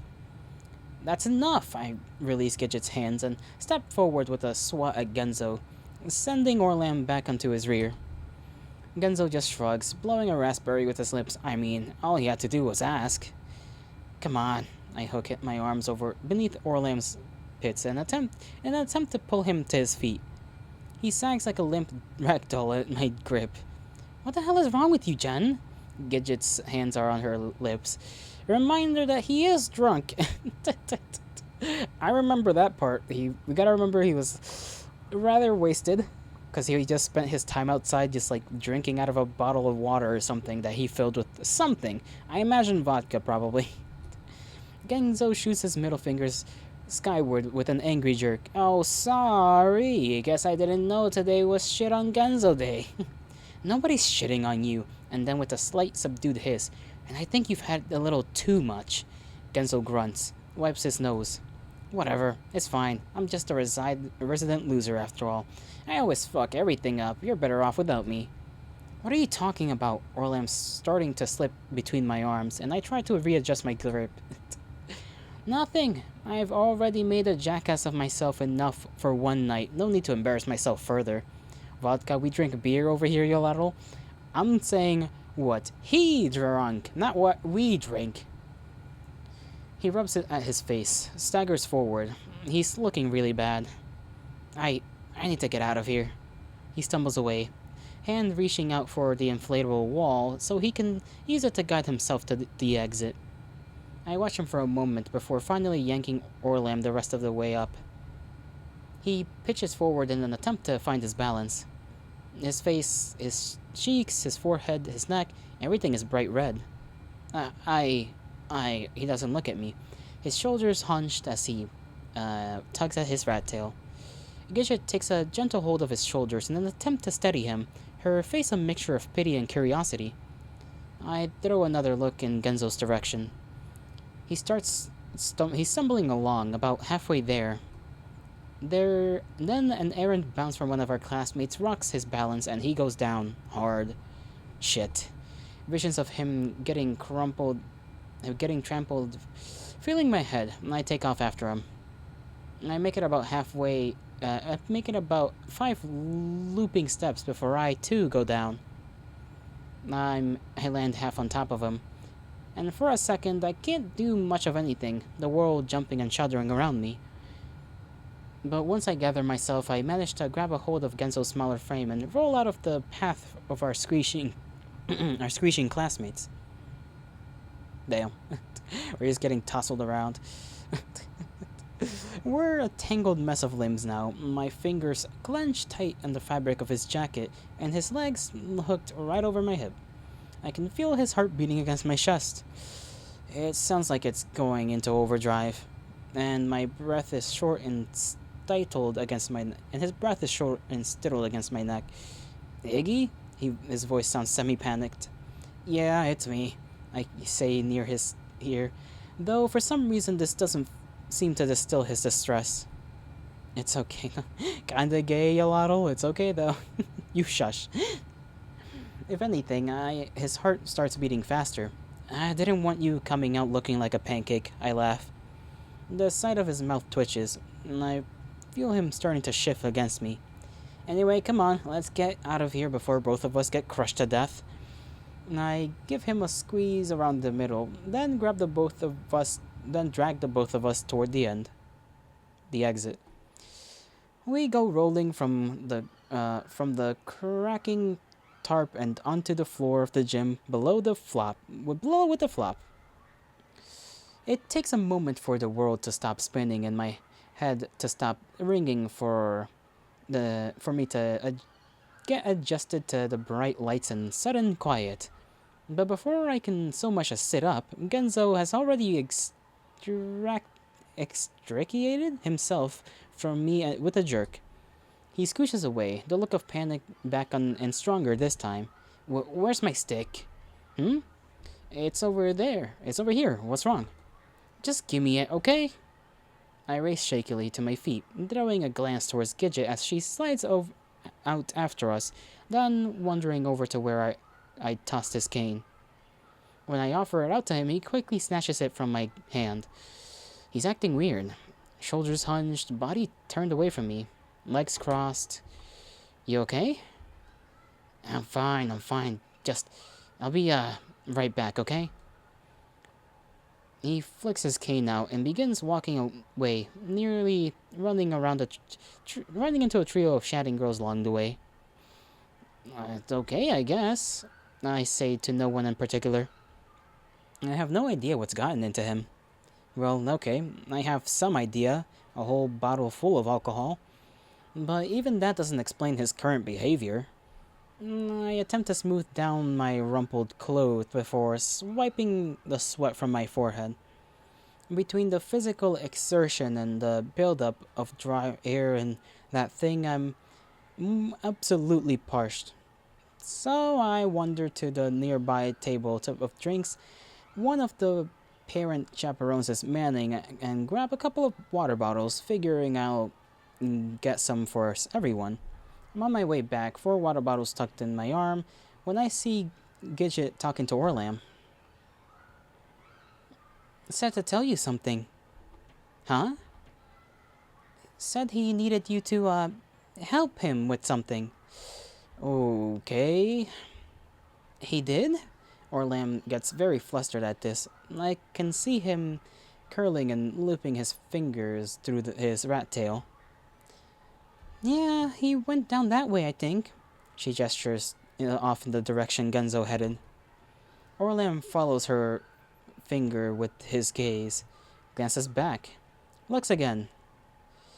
Just as I arrive with the water bottle, he scuttles off, looking very much like a mouse escaping into its hole. Where'd he go? Gidget just shrugs. Then she sees the water. Oh, is that for us? Yeah, I guess I'll just keep these for when those two come back. I hand her one, trying to figure out what to do with the others before finally shoving one in each of my jacket pockets. They only half fit, sticking out humorously above the fabric like sweaty dumbbells. Wanna sit down? I nod in the direction of the bleachers as I unscrew the cap of my own bottle and take a swig. Sounds good. My feet are killing me. A short climb later, and we're halfway up the bleachers, perched on one of the bleachers and gazing down upon the boisterous gym floor. Gidget takes her shoes off and is stretching her toes in the seat in front of us as she sips from her water. Wonder where Bucks and Hanar disappeared to? I throw a half-serious glance across the heads of our fellow students. Haven't seen them since bingo. Who knows? They've got meditation going in their wrestling room. Maybe they're there. I hum beneath my breath, elbows on my knees and chin resting on my palms. Kinda weird though, when you think about it. I cocked my head in her direction. Just all of us, after this. Who knows where we'll all go, you know? She pauses, takes a sip. After being together for so long, it feels weird. Like I won't be able to just call one of you up. No more after school at Norman's. Yeah, it's weird. We sit there a moment, letting the silence linger between us. You still going into fashion? I finally ask. Yeah, I'm pretty sure. Camp Bell already accepted me anyway, so... I think back to a year prior, when Gidget had gushed constantly about wanting to apply to Springwood's software development program. Now, however, I hadn't even heard her mention Springwood since. I turned my gaze away, scratching the back of my neck. The water bottle feels especially heavy in my pockets. Teenager realizes high school doesn't matter. I don't think that's what this talk is all about, but sure. Iggy? Hmm? I glance back. When I glance back, I see her staring at her feet. Do you think I'm pretty? I nearly spit out my water. In a flustered, I attempt to wipe off my mouth, tremble, tremble audible in my voice as I ask, "What do you mean by that?" Her face is red now. I was just thinking about maybe going into modeling after school. Oh? I screwed the lid back on my water. There's little droplets of water in my glasses now. They're distracting me. I told my mom, but she said I'm too ugly. That's bullshit, I say just a bit too loud, then glance around nervously to check that none of the other parent chaperones had heard me. When it seems like I'm in the clear, I lean forward, hissing softer this time. That's bullshit. Is it though? I see the side of her mouth twitch. Of course it is. You're the more gorgeous girl I know. I mean, look at you. I gestured toward her dress. You're like, you look like you stepped out of a painting or something, like an angel. Yeah. Gidget sits back, her cheeks pink. You think I look like an angel? I cough in my hand. I mean, yeah. My knees are bouncing now. My knee is bouncing now. It's making the bleachers rattle. When I look over, I see tears forming in Gidget's eyes. Shit. What's wrong? Did I say something wrong? No, She sniffs. No one's ever said anything like that to me before. Hey, I hesitate. Pull at my sweaty collar, then finally bring an arm around her shoulder. That's just 'cause, no one else knows the real you. Real me? Yeah, the you inside, your spirit. I reach forward to tap the area above her heart. The recoil when I realize just how close to her chest that is. I pat her knee instead. The kind of thing only someone as close as me would know. Shut the fuck up, Iggy. Why did you put that? I feel like, he could have left it off with that, and now he's going a little bit. He's just like running his mouth off. I have no idea what I'm talking about at this point. I'm just rambling in an attempt to make her feel better. Gidget looks down bashfully, a little grin playing on her lips. I see. So don't let anyone tell you you're ugly, okay? You're always beautiful to me. For a second, I worry that she's going to start crying again. Her head tilts downward towards her knees, and her eyes go strangely dark. Then she jerks upward, her cheeks pressed against my shoulder, and her smile reaching from ear to ear. Oh, Iggy, I'm gonna be the best model, the prettiest model, just for you, your angel. Her hand finds mine, and she lets out a happy sigh, just leaning against my shoulder.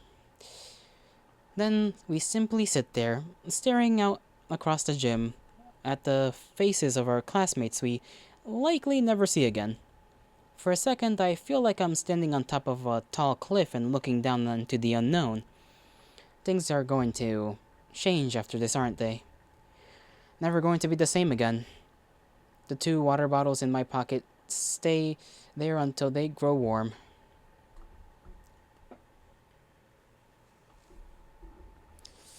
Yeah, I have a feeling I understand why her eyes went dark, quote unquote. I crack my eyes open. That is where we're gonna leave this one off, because we have been here for a good while.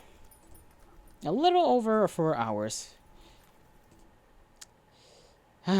Considering, she's changed like this specifically because of Iggy, only to hear him say you're beautiful to me no matter what or whatever. It's like, oh, then why wasn't she pretty before when you yelled at her and told her to, that she looked like a boy back in like computer class or whatever. Ah, goodness gracious. Anyhow, we learned a lot this time around. We went through a lot, learned a lot about Orlam, and I think I know what happens with Orlam now, given that context of her, of why is my brain like fizzing out? Iggy is a little slow jolly. Apparently, I don't blame him. I would probably do worse. What was I gonna say? Girl telling Orlam to go help Gunzo out, and last we saw Orlam, which was a flashback in the previous arc, was after the prom party. We see Orlam standing at the bus stop, like shirt undone and whatever, and like he basically starts crying, and so it's like, okay, so clearly Orlam is gonna try and get jiggy with Gunzo in the bathroom, because I don't know what else this could insinuate. And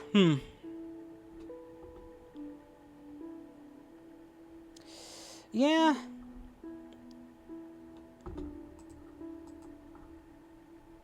Anyhow, I bid thee farewell. I hope you all have a great rest of your mornings, afternoons, evenings, and nights, wherever and whenever you are. May the gods bless you, may the stars shine in your honor, and I shall see you all tomorrow for something. I don't know what yet. Bye-bye!